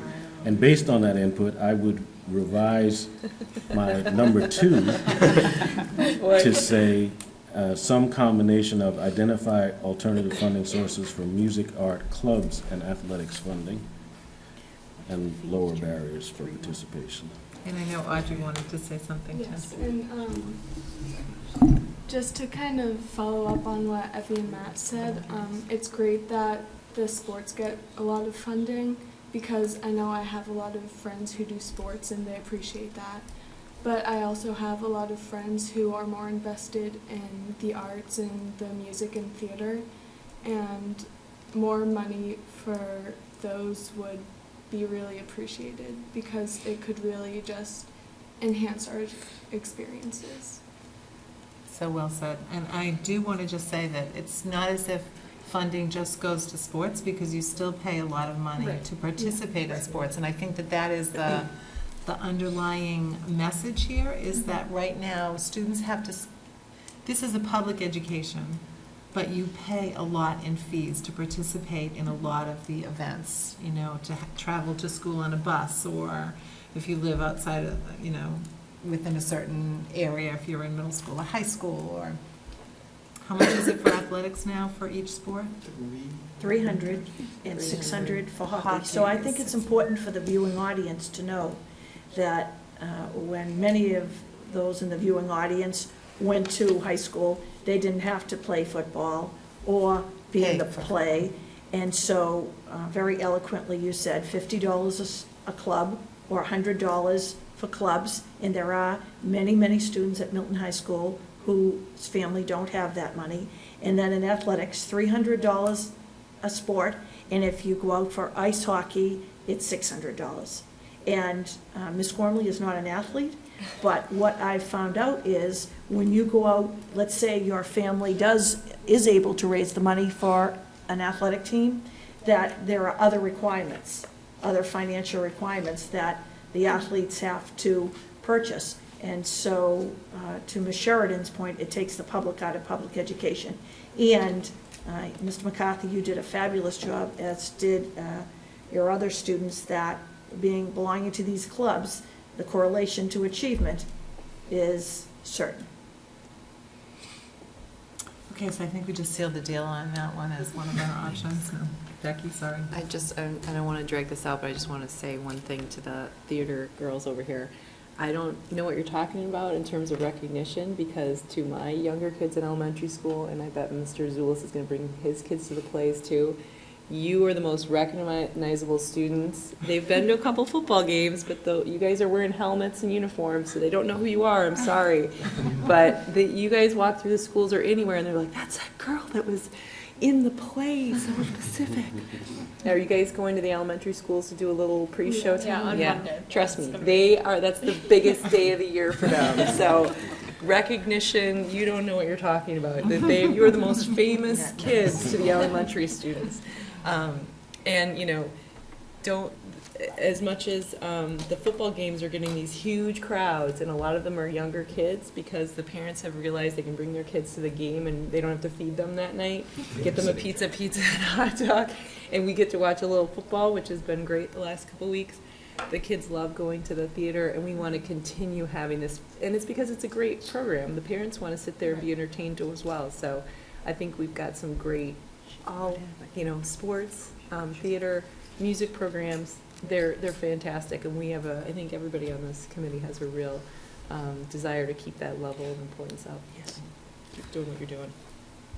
And just one thing to fill out the picture. One of the things that drove this as a goal, I think, this summer is that the reality of a $250,000 to $300,000 deficit in the athletic budget. So despite the fact that the high school and the athletic programs are achieving a lot of success, we have a real funding problem. Huge. For athletics, it's $250,000 to $300,000 in the budget. Additionally, it's that much more for clubs and art. So we have a real problem there. We have to figure out how to address it. And so without, I hate to be the skunk at the picnic, but that's really what's driving the issue here. We just need to figure out whether it's, through working with the public more, or we just need to figure out how to close that gap. And the students understand the gap, which is very powerful. So, and we can move on to the third suggestion. The achievement gaps, we said, were already identified here, and so we could move to complete the strategic plan for number 3. That's, I'm going on. Yeah. Mr. Walker, are people in agreement with that one? Mrs. Kelly? To me, that ties in with the development of the annual planning model. And to me, based on where we are right now, that is the top of the list from my perspective. Because otherwise, we will continue these sort of crazy cycles that we're in. So we already have an RFP out for strategic plan. Right. I think it really has to be one of those ones that we put at the top of the list. And get So it I done. wasn't thinking that these were numerical in terms of prioritizing personally, but if that's how you're taking it, we can discuss that too. If people would like to prioritize this list or just make them a general 1 through. Well, I think if we can agree on the top 5, we'll be doing well. But I absolutely agree, Ms. Kelly, that as a matter of fact, I think this develop an integrated annual planning model is probably a better representation of what we're trying to accomplish than simply strategic plan. So I would actually accept that amendment. And would you like to make that number 1? Sure. Mrs. Kelly? Yeah, that'd be fine, but And then, do you think tracking the achievement budget, and that would come under that as well? No. That needs to be separate Separate, still? I think we already have tracking the achievement whole process in terms of, I think we've talked about this, I'm not sure how detailed it is in the district-wide goals, but we've definitely talked about tracking the finances. And we also have talked about creating a time, and we haven't established what the timing is, but reporting out on success of internal assessments. So, to me, I feel like it's already part of what we've established going forward, but if we need to make it a separate goal, then that's fine. That's why I asked that question, because I really thought it was happening under the finance subcommittee. Well, the finance subcommittee is really taking care of the finances, right? So we will have a format with which to report that out. The issue of how is Success the is efforts, right. yeah, how are the efforts that are being put into place, how are they succeeding throughout the year, is something that we had hoped to have periodic reporting on throughout the year. And I And think to it is Mrs. on Kelly's our, point, I think there are 4 or 5 reporting dates on your school committee calendar. it is on our calendar, so maybe we don't need to make that a specific initiative if it's already built into our calendar.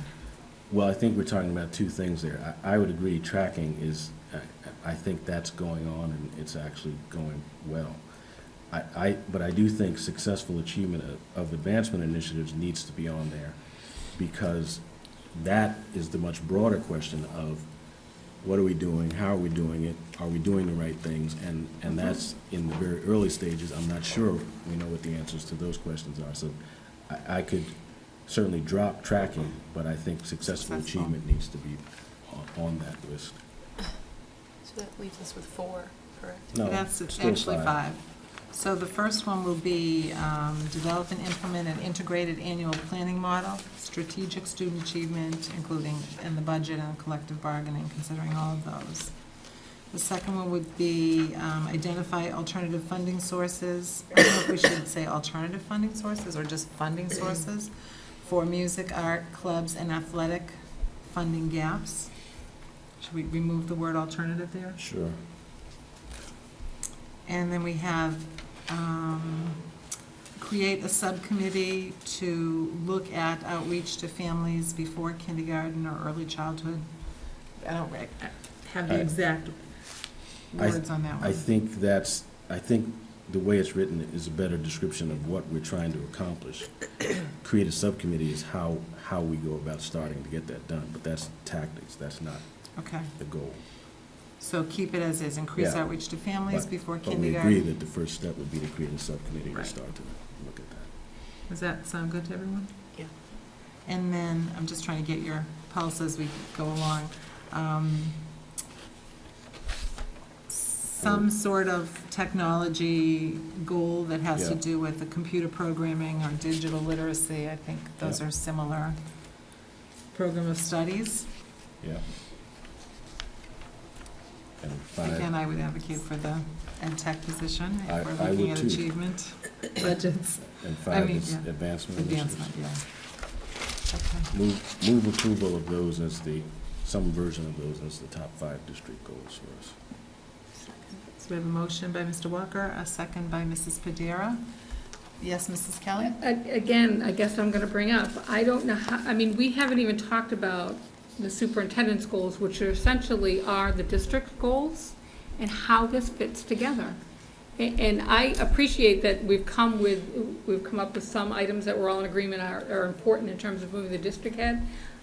I wouldn't want to just say, okay, we approve of them, and we don't have an idea as to how we fit this all together. So I would be in favor of approving a list that's an established set of goals, but I'm not sure that we're ready to fit them into where they belong. at this point. I think that that's a really good point, Mrs. Kelly. I think we could, maybe create this list or formalize this list and talk to Ms. Gormley about it and see if she sees that these are things that would fit into the plan that she has as it is right now, and come back and discuss it at our next meeting, or take a formal vote at our next meeting with her input. I think we need to provide some leadership, and I certainly respect the goals that we've established for the superintendent, and I'm happy to hear the superintendent's thoughts about what we've talked about in terms of priorities here, but we have to provide some leadership. And the question about timing and exactly how these get done, I agree, requires more discussion. But I don't think we need a lot more discussion about whether we think these things are important, and therefore whether we should endorse that by a vote. Why continue to put it off? The next discussion, if we agree these things are important, is, okay, how do they integrate with the superintendent's current goals? And in some cases they do, and in some cases they don't. Although I'm pretty sure that there isn't anything on this list that the superintendent would find problematic. And I see her nodding, so that's good. But I'd like to continue. We started this discussion in July, and I think we have an obligation to say to the superintendent in some formal way, here are the things that looking forward we think are important. I don't see how that creates a problem. So if we called them proposed school committee goals for the district? Fine. And then it won't be confused from the district-wide goals? Fine. Does Accept that it. provide a little clarity? Yep.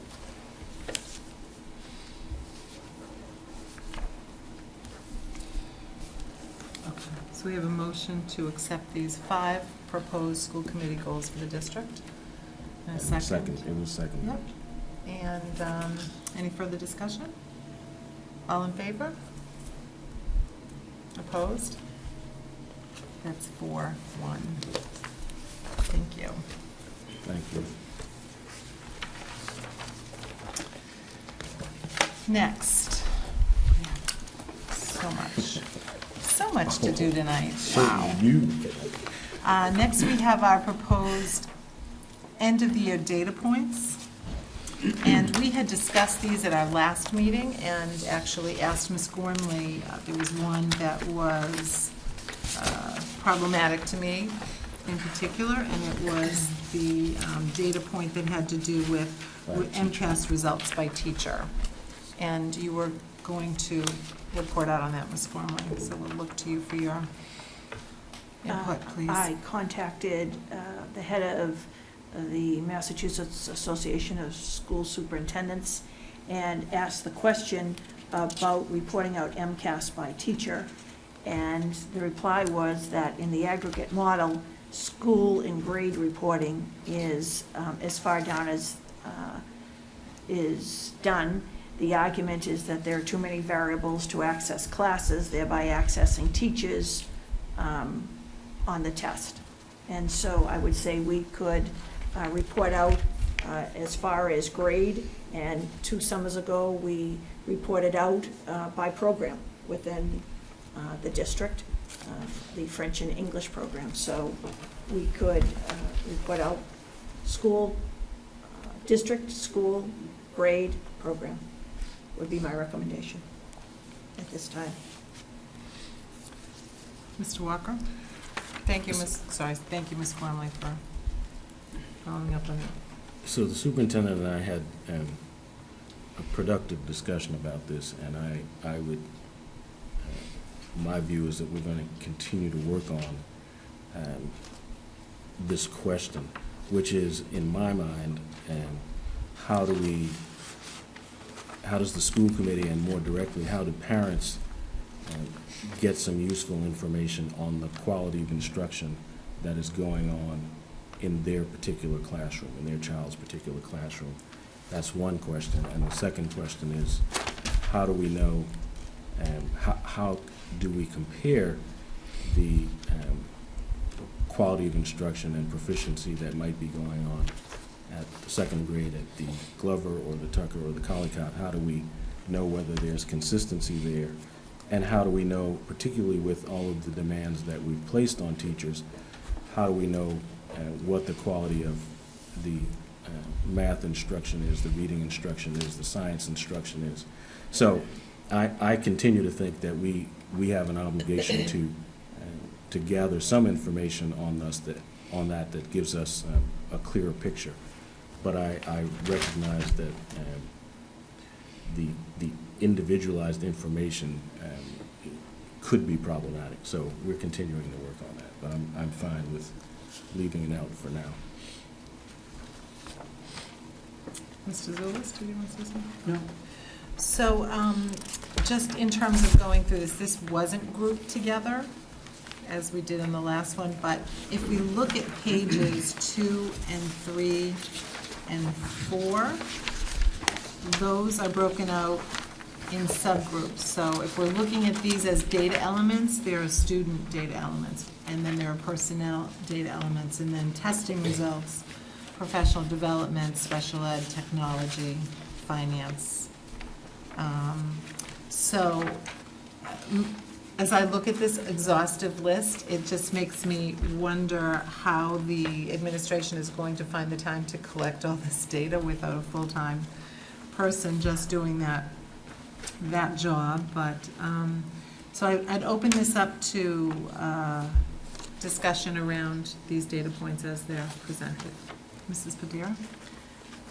I just wanted to bring up because thinking more and more about it, and I tried to do a little bit of research on other schools and if they were doing this, but I have a real, I guess, concern about the teacher evaluations being used as data points. As I said in the last meeting and thinking about more and more, I feel like it taints the process of the evaluation, because if you're a principal in a school and you're knowing that your school is going to be looked at in terms of how many teachers you have that have been rated a certain way, doesn't that somehow put pressure on you to rate teachers in a different way? And I think it's supposed to be, this evaluation process is supposed to be a learning process, it's supposed to be self-evaluative. And, you know, the new evaluation tool is also supposed to be about experience as well as inexperience. You know, new teachers really aren't supposed to receive the highest rating. So I'm not really sure that I feel all that great about this being a data point, especially the way it's been brought up as by grade, by school, by discipline. I think that puts a little pressure on the evaluators and somewhat taints the process, whether they're fair evaluators or not. I'm not saying that they wouldn't do their best job, but I do think it puts in the back of your mind that the lower ratings you have or the higher ratings you have, the better your school or the worse your school is going to be looked at. So that's my concern. I don't know if anybody else feels Are you talking about a particular data element? I'm talking about using the Can you read the one you're talking about? yeah, Sorry. so percentage of teachers in administrative evaluation cycle by school, percentage of those teachers receiving distinguished, which is a different rating. For right now, distinguished, proficient, fair, novice, and unacceptable rating by grade, by school, by discipline. So you'd like to remove that one? I'd like to either remove it or, you know, if someone has a way of, if we want to look at it, but in a broader sense, where we don't put the pressure on individual principals and schools to, you know, if they have a year where they have, you know, several inexperienced teachers, this is evaluation that's supposed to be used by them and by their teachers to improve. And I don't think that's the way it was initially intended for school committees to judge schools that way. So that's my concern. Any other comments about that one? I actually would agree with you on that, Mrs. Padilla. So, should the school committee and parents have any information on how the teachers in their children's schools are performing? Sure. And what would that be? What Well, information would that be? I guess if you really want to know, what I think is that the evaluation is really a tool for their supervisors and teachers to learn and improve together, and that student performance is tied into how well your teachers are performing. So we will find out how our schools are performing a lot through student performance, but I don't know if the evaluation tool for teachers is really meant in that way for school committees to evaluate schools. So that's my question. I don't think that it is, but others might feel differently. Well, it's certainly not a way to evaluate a school, it's a data point. And it's a useful data point in that over time, you need to have some information about how teachers are performing, and we need to know from school to school where there are. I'd be really interested if in one particular school there seemed to be a pattern of unacceptable ratings. I think that's useful information. And while I agree with you that the whole focus of the evaluation cycle should be development, at least in the early stages, but at the end of the day, it also needs to be a tool to ensure that we're getting quality instruction everywhere, and where we have teachers that aren't performing, they should go somewhere else. Right. But I wonder if that's more of an administrative, like principal up to administrative, to make sure that those teachers who are receiving non-acceptable ratings are being either evaluated out or improving in that way. I don't know if that's a school committee function because of the way we're looking at it. We're just looking at the numbers of teachers in certain categories instead of the whole evaluation, which I think is somewhat misleading, or can be. We're relying on the administration to manage that and certainly to have the same values that we do. But it's absolutely a school committee responsibility to ensure that every school is getting and delivering the same quality of instruction. That's absolutely our responsibility. I think that this would be an interesting thing to ask if other school districts are doing this as well. Mrs. Perdue, did you say you were inquiring about that? I just looked for articles on using this, and I really couldn't find anything substantive. There was an article on a school, I think it was Somerville, where they decided with a new evaluation tool to give a lot of low ratings, and it was met with a lot of resistance from the teachers, and they changed their methods because of that. But there was no articles I could find in terms of school committees using the evaluated tool. And that's what I'm saying is, I wanted to put it out there. I'm not sure the evaluated tool is really meant for this use, and it concerns me. So that's my main point. And like I said, I wanted others' feedback as well. But we could ask other school districts in terms of that. Mike? So the question is this information useful in the aggregate, right? As opposed to on an individual basis? Data point. Is it useful, in the aggregate? Okay. And like I said, I think what we'd be looking at really is just the numbers of teachers in those ratings, right? That's what you're looking for. Correct. So I feel like that information can be a little bit misleading, and that's my concern. Well, my view currently is it's better than nothing. I'm sorry. What was that? Yes. Oh, sorry.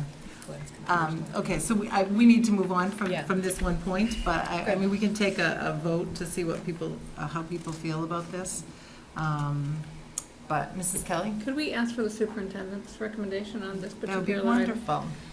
Well, the evaluation tool, the other day, not to digress, but we met with the full leadership team, 25 to 30 of us, and at the charge of the finance subcommittee, we're talking about the advancement budget and, again, getting ready to present really the advancement budget and what we're looking for 14-15.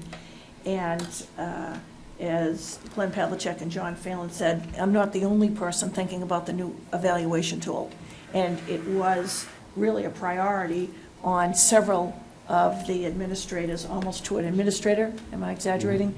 Again, and to the point in my evaluation, rolling out this new evaluation tool, being sure that there's reliability among evaluators and training so that everyone understands proficient in one school is proficient in another school. So I could see during this next year, again, it's one of my goals, and it's public, reporting out to the school committee the progress during this first year. And again, in the different categories, the number of teachers and the work we're doing to, again, be sure that all of our evaluators have the training. And not rolling out the evaluation tool yet, and for the public to know, in Race to the Top districts, the new evaluation tool had to be implemented last year. And the expectation is from the Department of Education that all of the public school districts this year will roll out, train, provide the professional development, train the teachers, train the administrators, and it is huge. And we've gained a lot of insight from other districts. And again, we're waiting for contract negotiations to be able to implement that new evaluation tool. But for that first year, I would be more than willing to report out to the school committee on the training, the teachers in the different categories, what we're doing, again, to provide reliability across the district so that, as I said, proficient or advanced in one school is what it means in another school.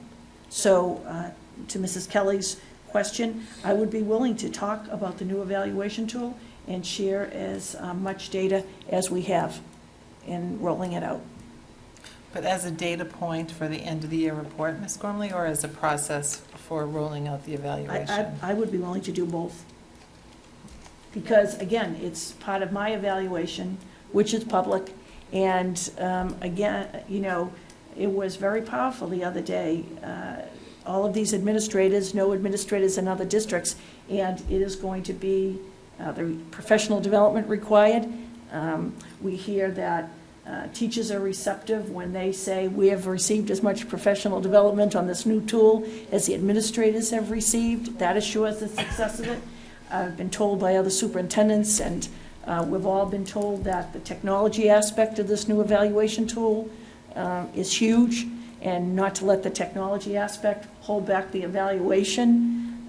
So I would be willing to report out as a data point on, again, it's one of my goals, the new evaluation, the successful implementation. So I would be willing to roll out as a data point and so Ms. Gormley, to my evaluation tool. just to be clear, so it says teachers, percentage of teachers receiving those reports by grade, by school, by discipline at the high school level. Well, again, it's part of my evaluation, and, you know, I Okay, think just that to be clear. the successful implementation would be, again, is it working?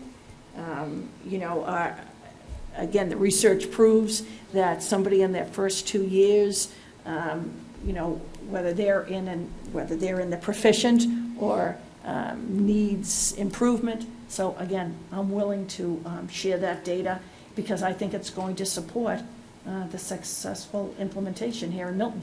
I don't want to minimize how important this is, this new evaluation tool. And if you believe in it like I do, supervision and evaluation drive instruction that drives achievement. So that's the correlation. Couldn't agree more. So, again, to Mrs. Kelly's point of my evaluation tool, the evaluation tool successful rollout is a third of the evaluation that I've set out for myself. So I would be willing to do that.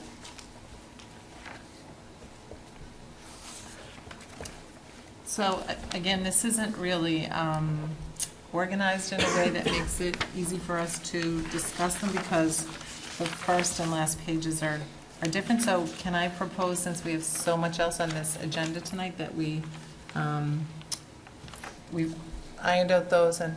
Yeah, I mean, I thought we had agreed on all of these, and the sticking point was whether we would get to the classroom level in terms of data output.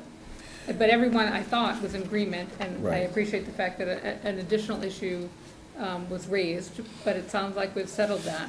So I think this, yes, needs to be reorganized, but it is where we're at, I think.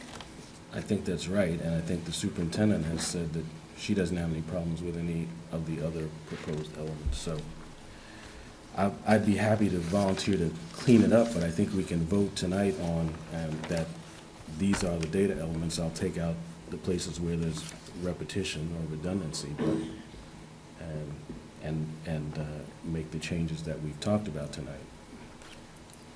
Any further discussion? Mrs. Padilla? You know, I'm fine with, I know the superintendent's, I still have concerns just about the teacher evaluation and how it's gonna be used, but I'm gonna, I would be in support of the data points we have, just because I think we can look further at how to approach that and how it can be used. My concern is to have something that's useful to us and not something that's not just too subjective and really doesn't give us the proper information. So whether it's looking at it in a way where it's how people are moving ahead and how the evaluation tool is serving them, I could be in support of that, but I still have my concerns. And I echo those concerns. So do we have a motion to accept the end of the year report data elements? So moved. Second. Moved by Mr. Walker, seconded by Mr. Zulus. Mrs. Kelly? So just where we had demographics or test results that went all the way to the level of classroom, that would be changed to program, is that Yes, what I understand? Okay, that would be my recommendation. great, thank you. Any further discussion? All in favor? Opposed? That's 4-1 with me. Thank you. So moving on, we have our MASC meeting coming up where Mr. Pavlicek will get his award, and Mrs. Padera will be representing us. And at that meeting, there are resolutions that are voted on by the members present. And it's our practice every year to discuss these resolutions and vote so as to give Mrs. Padera some basis for her vote when she gets to the event. So I'm going to just try and summarize these rather than reading the whole thing, but the first resolution is funding for the K-2 transient student success. Actually, Mr. Zulus spoke to this earlier. The rationale is this resolution would assure that our schools receive the resources needed to teach properly this population of underserved students and to provide supports and services necessary for their academic achievement. And so, is there discussion about or a recommendation for this resolution number 1? Mr. Zulus? It doesn't seem to be an issue in this district, from what Elise said, and unless the superintendent says differently. So as a citizen of the Commonwealth, I might support this, but as a citizen of Milton, as a representative on the school committee of Milton, it seems to me that this might direct funding in a way that doesn't help Milton and doesn't help this district. So I wouldn't support this for that reason. So I probably should read the rest of it, so you want to, so people listening at home, it says that this resolution will help improve school climate, increase the graduation rate, ensure equity with districts and across the Commonwealth, and alleviate the financial burden on school districts with high percentages of immigrant and mobile students. So there is the financial component that wasn't articulated in the beginning part of what I had read. So. Yeah, I mean, the resolution, as I understand it, is to support legislation and advocate for supplemental funding for these type of efforts. And if that's not funding that is needed in this district, again, it seems to me as a representative of this district, that's not something that I can support. Is there further discussion around this? So Mr. Zulus is recommending that we not vote in favor of this one. Mr. Zulus, if you would indulge me, could you repeat your comment? Sure. This resolution is intended to support legislation and advocate for funding, additional funding for districts that have high levels of transient students in an effort to get better records for those transient students so they could integrate them better into the districts. My view is it doesn't seem to be a problem in this district, according to what Elise had to say, and again, if the superintendent, unless she corrects me, it doesn't seem to be an issue in this district. And so if, as a citizen of the Commonwealth, I would support this. As a citizen of Milton and as a representative of this school district, I can't support this. Got it. Mrs. Kelly? So if it was just funding to obtain records, I would agree with you, but it looks like it's actually supporting teaching. And in that case, I would say that Milton has been fluctuating, which means that perhaps next year will go up again. And if those resources could be used to help have additional ELE teachers or even offset, although they say supplemental, but to support the number of teachers needed to service these groups of students, then that might actually benefit Milton. Yeah, as I read it, it was really to obtain, the resolution is to obtain the records. And maybe it will be necessary and helpful to Milton in the future, but it seems to me, in the battle for funding, if these are funds that are not necessarily needed by Milton to obtain these kinds of records, it seems to me that we would be better off if we had opportunity for those funds to go in other directions. It says also to help provide the proper student supports to better integrate these mobile students into their current school district. So I think it's naming this population as a very transient population, and when they go in and out of districts, and there's that inconsistency, as Elisa was saying earlier today, that in their education that they need some more financial support. So in that sense, I think that it, as Mrs. Kelly was saying, if we did have a huge number of, an increased number, should I say, of transient students, then those supports would be beneficial to us. So it's really something that we can't predict. Mm-hmm. Mr. Walker? So I would agree with Mr. Zulis's analysis for two reasons. One, that the language that says affected school districts would lead one to conclude that you'd have to qualify, and that seems to be further defined at the very end of the rationale, where they say school districts with high percentages of immigrant and mobile students. So it's likely in my mind that we wouldn't be able to meet that qualification. And if the question is, should we support it this year, I think the answer is no. I mean, if our demographics change significantly, then I might change my view on that. But I think the question is this legislation we should support this year? And arguably, if that funding is going there, then it might not be available for us in other areas where we needed it, since there's not an unlimited amount of funding available. That's the point that Mr. Zulus made earlier, so I'm too, gonna, so. I would agree with the recommendation not to support this. I'm going to take a break. Thank you, students. Thanks you for being here tonight, and can't wait to see you on stage and on the football field. Thank you. So, are we ready to take a vote? All those in favor of of supporting this resolution? So if you're in favor of it, you're voting yes. If you're not in favor, you're voting no. All those in favor of the resolution? 1. All those opposed to the resolution? 4. The second resolution says performance assessment for readiness for college and career.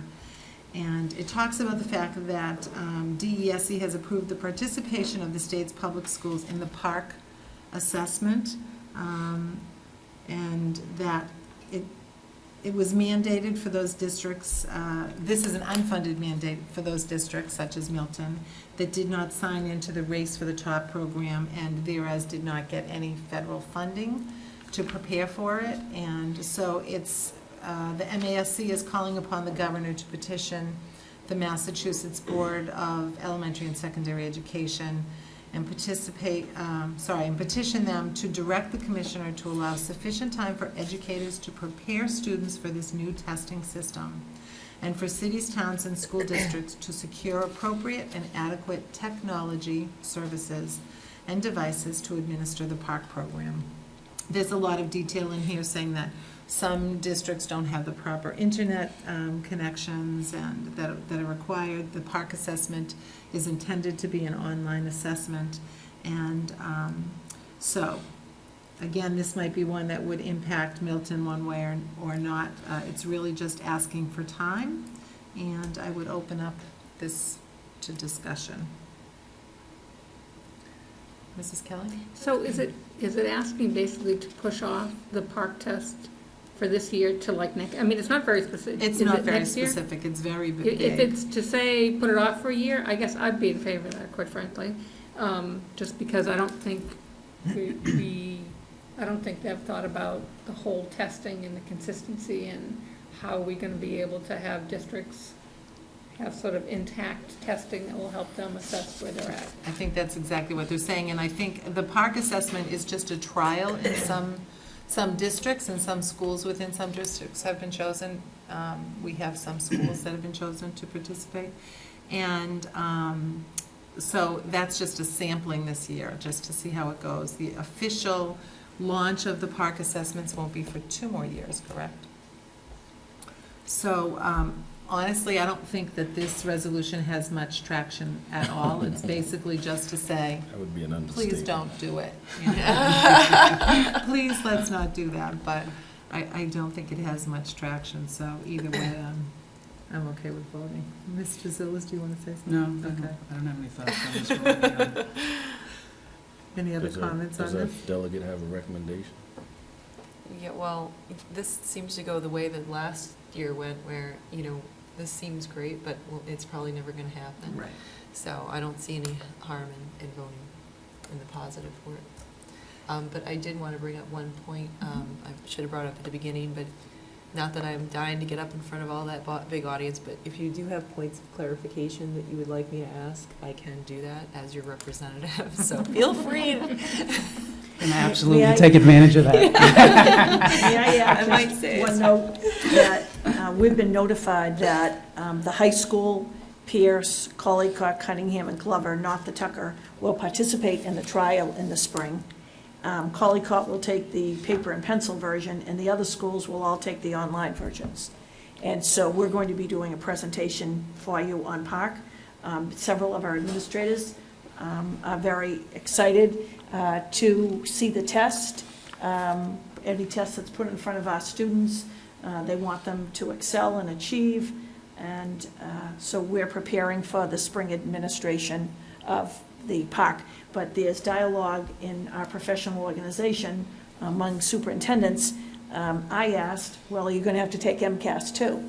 And I don't understand with the whole growth model that the correspondence has been, well, you could choose whether or not to have the students take MCAS.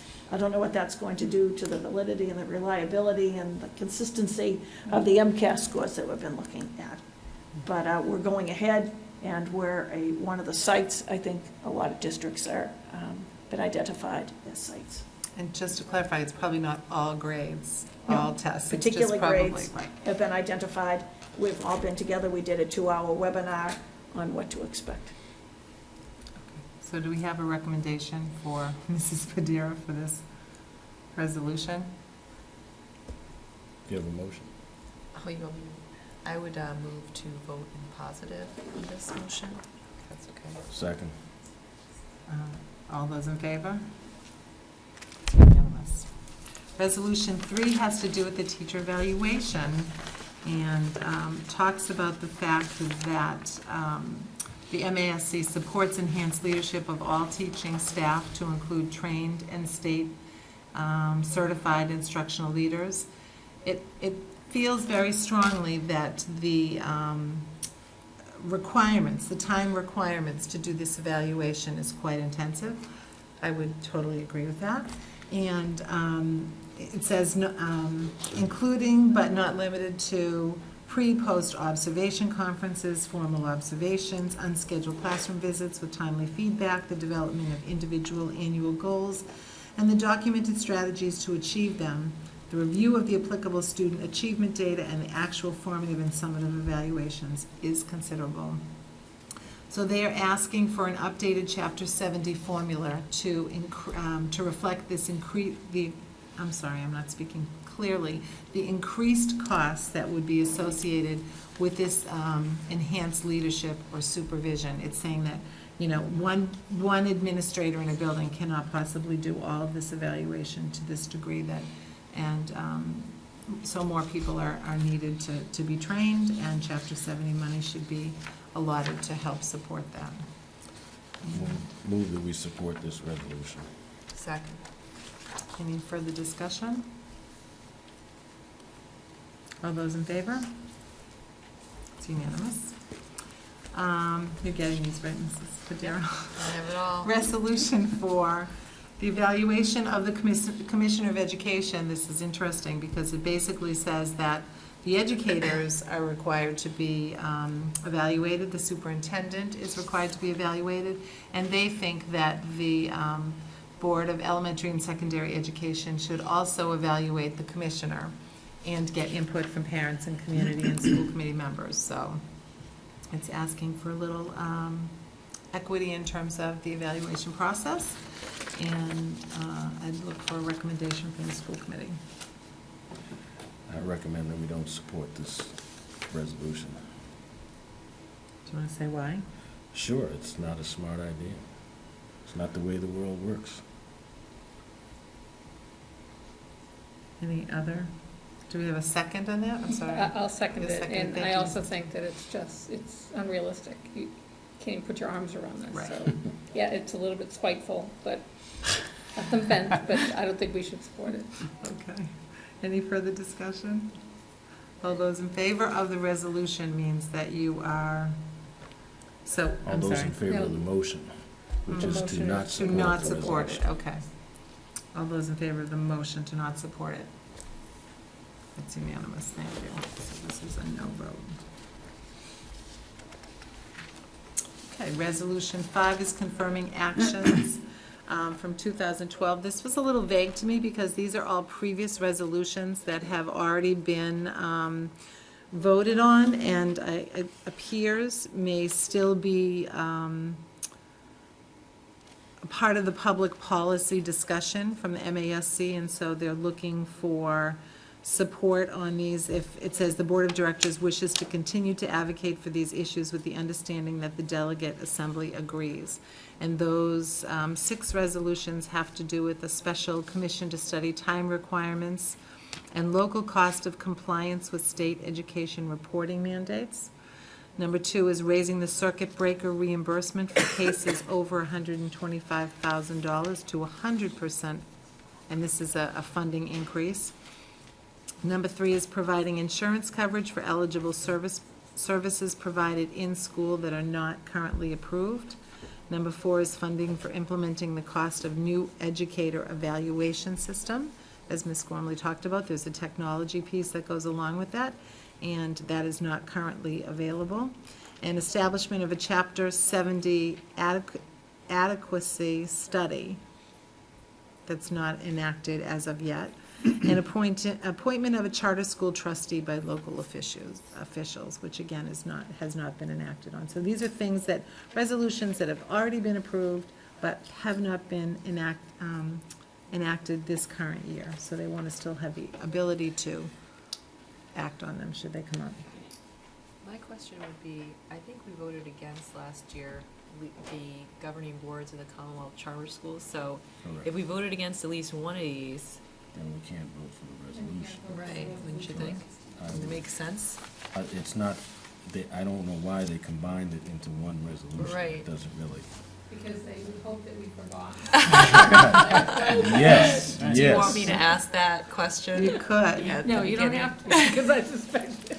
But sometimes, honestly, Becky, they'll break these out. You know, Okay. there'll be a request to break it out, and if they should, and that was the only one that we voted against, then So What would I the wishes move of that the- we authorize the delegate to express our support for those resolutions that we supported last year, previously. and to not support the resolution that we did not. Do we have a second? Second. Thank you, Mrs. Kelly. Any further discussion? All in favor? It's unanimous, thank you. Good work, team. Okay, we have so much to do tonight. The superintendent's evaluation is next. And as we looked at this, as I looked at this, I'm sorry, we are currently at the mid-cycle review. It's a 2-year cycle for Ms. Gormley's evaluation, and we are at the mid-cycle point. So we all got this wonderful binder full of unbelievable data and detail and information, and it's such an impressive read, as Mr. Walker said earlier, chock full of wonderful data points and information. But it aligns with the areas that are in the document that we received, so, or her goals. So I thought that maybe we could take this area by area. So the first one was student learning outcomes, and ask school committee members just to target the student learning outcome portion of this and speak to those points in this evaluation, or this mid-cycle review. You don't want all of us to speak on each point, though, correct? Nope, I'm taking the Okay. student learning outcomes together, so, you know, I don't have something to say about every single one of these SMART goals or benchmarks. I mean, so I think whatever your comments might be around student learning outcomes might be a good way just to move forward with this, because if we were to take this item by item, we would be here till next Wednesday night. Mrs. Kelly, you look confused. Yes, so again, the purpose of this is to go through exactly where we are in this mid-cycle review and determine whether anything needs to be tweaked based on any data that has come forward. But I know we also received some form with the 4 boxes for each thing. Are we supposed to be filling that out at this time, or is that really the end of the cycle? That's the end of the cycle, and if you want to fill that out and just give the data, you know, where you think we are now, to Ms. Gormley, that could be for her personal, you know, Right. information. But this is her goals, and it's the review of where she is with these goals. So are they in progress? Some of the goals have been achieved, some are still a work in progress, and then there's data points and information. I may admit, Mrs. Kelly's correct in reading about this new evaluation tool. If the school committee wanted to redirect or add a goal, suggest that I add a goal or remove a goal, the literature had read, you know, if something had happened in the district, an initiative had come up. Since I created this, the advancement initiatives have been developed, so to your point, Mrs. Kelly, redirecting, looking at it. Was that helpful? I think. I guess, to me, this is a blueprint for what the school district is doing day in and day out. In my mind, it deserves to be presented publicly, i.e. it would be a PowerPoint that we would say, sort of, here's where we are. Here's, you know, what we've, as a result of whatever, this is what we're doing. So I sort of understand, well, first of all, let's back up. This is a new process, this is the first time we're doing this. Yes, right. So this is, we're sort of trying to find our way through this. So I guess to me, we can discuss it now, but to me, this is like the crux of what we do. And I think needs to have, you know, there's a note section in the document that was sent out here. I would like to see something in the notes that says, you know, on one thing, maybe we did achieve or we didn't achieve. We'll be monitoring it this year. Do you know what I mean? It sort of, it should be a check-in, sort of like MCAS, or a check-in as to where we are as a district and what the information that we've been monitoring or the new program that we're rolling out, what we're gleaning from it, so that we're sort of informed as to where we're at.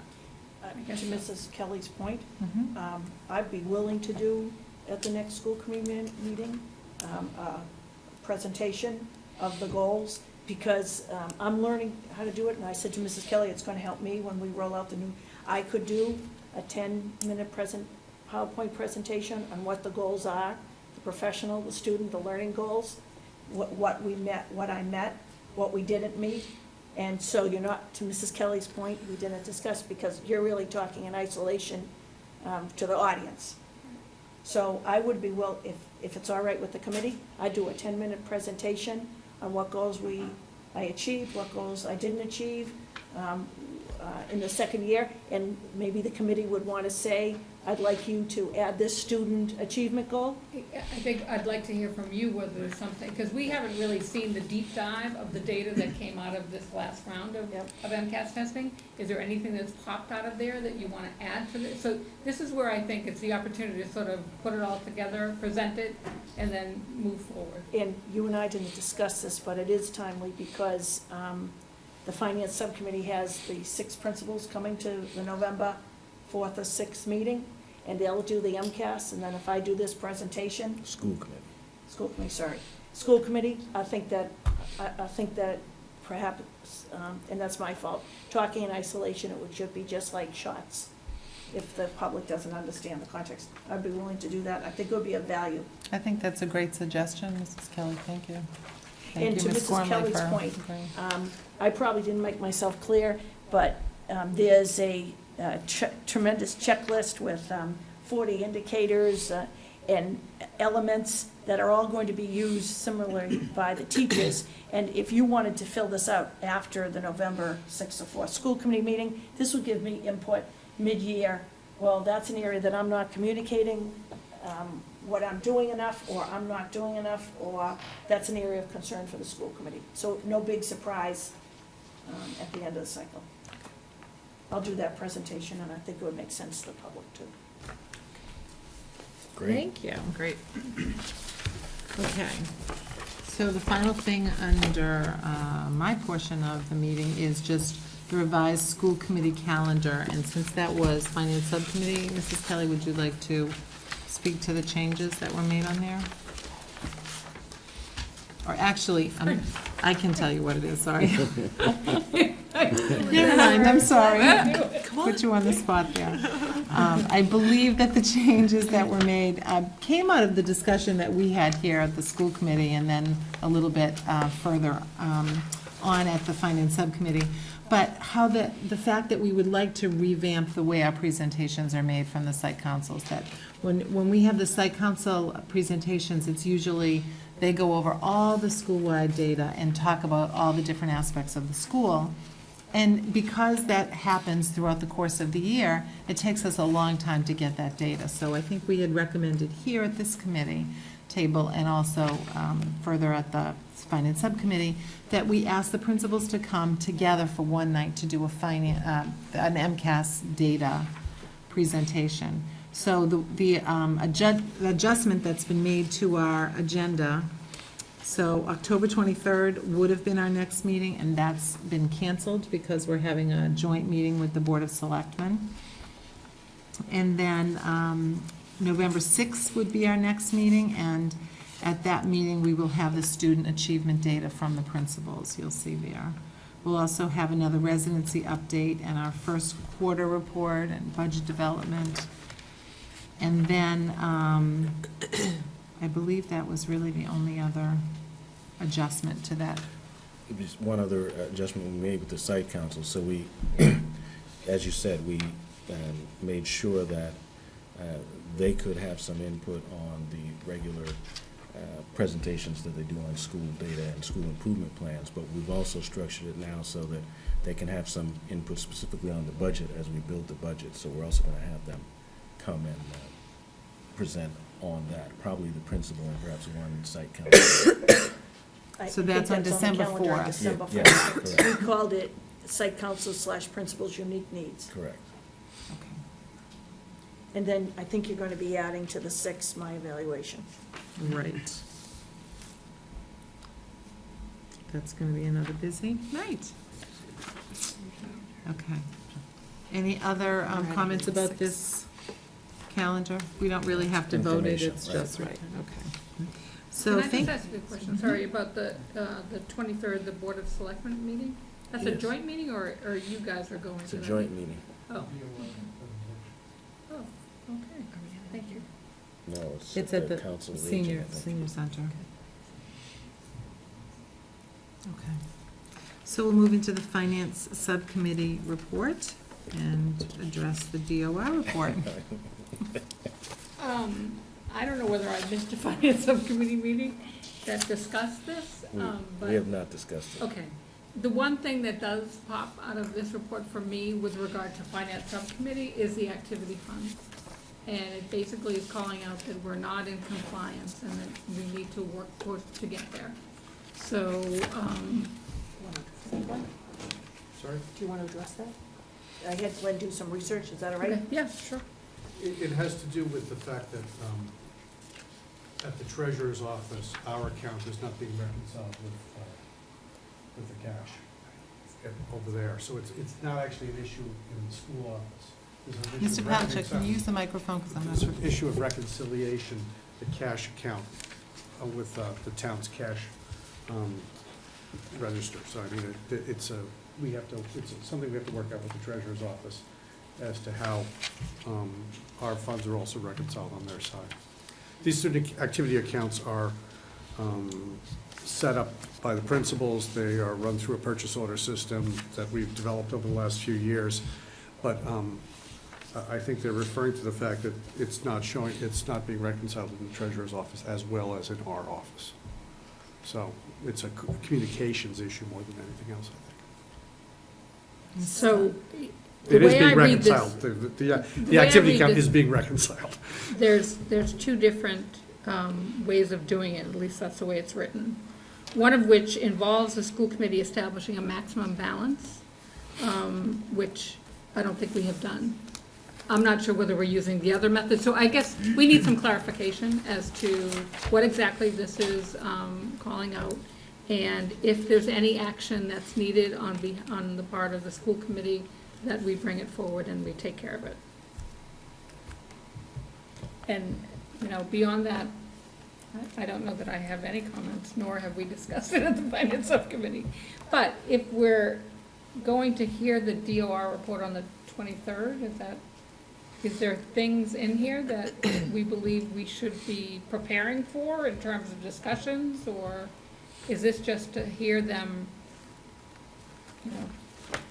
present on the? Well, since I've read the report in excruciating detail, I would say there is surprisingly little mention of the schools. I have some very strong thoughts about some of the recommendations and how they got to them, but none of those have to do with the schools. So I think certainly everyone should read it before we go, but I expect that there's not going to be much discussion about the schools. Someone might ask why there wasn't more about the schools, but that wouldn't be us. So, one thing that, I don't know whether it mentions it or not, but in the whole discussions around whether we should be combining resources to take over certain departments and functionality, it seems to me that we should, before we even get to that point, we should look into technology and how it can help us. I mean, and I don't know whether there are general laws that require that we have to write out a paper check and it has to be on a paper warrant and all that kind of stuff, but it seems to me we could go light years ahead in utilizing technology in terms of some of these things. And is that something we can explore and, is worth talking about with the Board of Selectmen? I don't know. Well, I think that's an excellent point, and that was one of the recommendations I had a problem with, because they recommended that we combine the school and town technology functions. Several months ago, the Town Government Study Committee recommended to the selectmen that they engage a consultant to do a technology strategic plan, which would look at technology across the town, look at opportunities for consolidation, look at hardware and software, look at whether that hardware and software was up to date or not, what opportunities we could have to combine some of the software and make it more compatible. So my thought is you need to do some of that work before you simply combine the two, because that doesn't accomplish anything. So I agree with you, and that would be one of the points that I will raise with DOR and ask them more of their thinking on that. But there are a few cases where they made some recommendations that I thought took the easy way out without a lot of analysis. And just to clarify, so this is a joint meeting of us, also other department heads have been invited to attend, and the DOR representative will be there to discuss it, so. And the general public. Right. Right, so it's going to be held at the Milton Senior Center at, is it 7:30? I think it's 9:30. I'm not sure. We should check that, because Yeah. they start at 6:30 most of the time. Okay, do you know the time of that It is meeting? 6:30. Oh, 6:30, okay. Thank you. Any further discussion on this report? Thank you. Next meeting agenda items in addition to the ones that have already been identified. Mr. Zulus? As always, I would defer to the prerogative of the chair. However, at some point, if not the next meeting, and if we could the next meeting, I'd appreciate it, I would like to put on the agenda a review of consolidation of business functions with the town, and when you decide to put it on the agenda, I'll take the laboring order, make a proposal on that, as to, in terms of process for that review. So my request is to put it on for the next meeting, but I defer to your prerogative for maybe putting on at a later meeting if you see fit. I think we can try to put it on there. Anything else? Just an update, it's not a citizen speak update, but we had reported out that Mr. Zulus and I had gone to the Board of Selectmen meeting to discuss our water bill, and we haven't yet heard any definitive outcome of that presentation, so we'll let you know when we do hear. Any further You expecting that discussion? Ms. Fagan will reach out? That's what I was expecting, but Not yet. it's now not on the agenda, so I don't know. I can certainly reach out to her. When I realized it wasn't on the agenda for this week, I said perhaps I should reach out to her myself and see where we are with that. In response to Citizen Speak, the father who came to Citizen Speak, I met with him, and so I offered him a site council position, the school committee, being on the MFE. So one school's schedule doesn't fit into his daycare issues, he's gonna go to another school. But I said you could become a school committee member, an MFE member, and there's no limit to your involvement. And so he had some excellent input. I gave him our data that he asked for, and today he emailed me that he's a writer and provided an opportunity for our high school English department to compete statewide in a writing competition. So that was a nice result of that Citizen Speak. And a new citizen, a new member of the town, so that was a nice way to work. Exactly. He didn't want to run for school committee. No. Well, it's not time yet. We'll have to work on that. Mrs. Kelly? Sorry, if I can just go back to the calendar. So Sure. I don't see the sped pack. I could be missing it, but I don't see them listed here. And it also made me think that, I'm not sure how they interact with regard to site councils, if at all. However, with regard to the budget, I would like to have some representation from them as well. Anything that perhaps they've identified that they would like to see within the budgeting process. They should have been on the calendar? Yeah, usually they're on the right-hand I column, know, one of yeah. those. And I don't see it, so- Annual topic dates, so. And we have a Good meeting catch. with their president, Jerry Vitti, before their first meeting, so we'll follow up on that and take care of it. Thank you. Thank you for catching it. Anything further?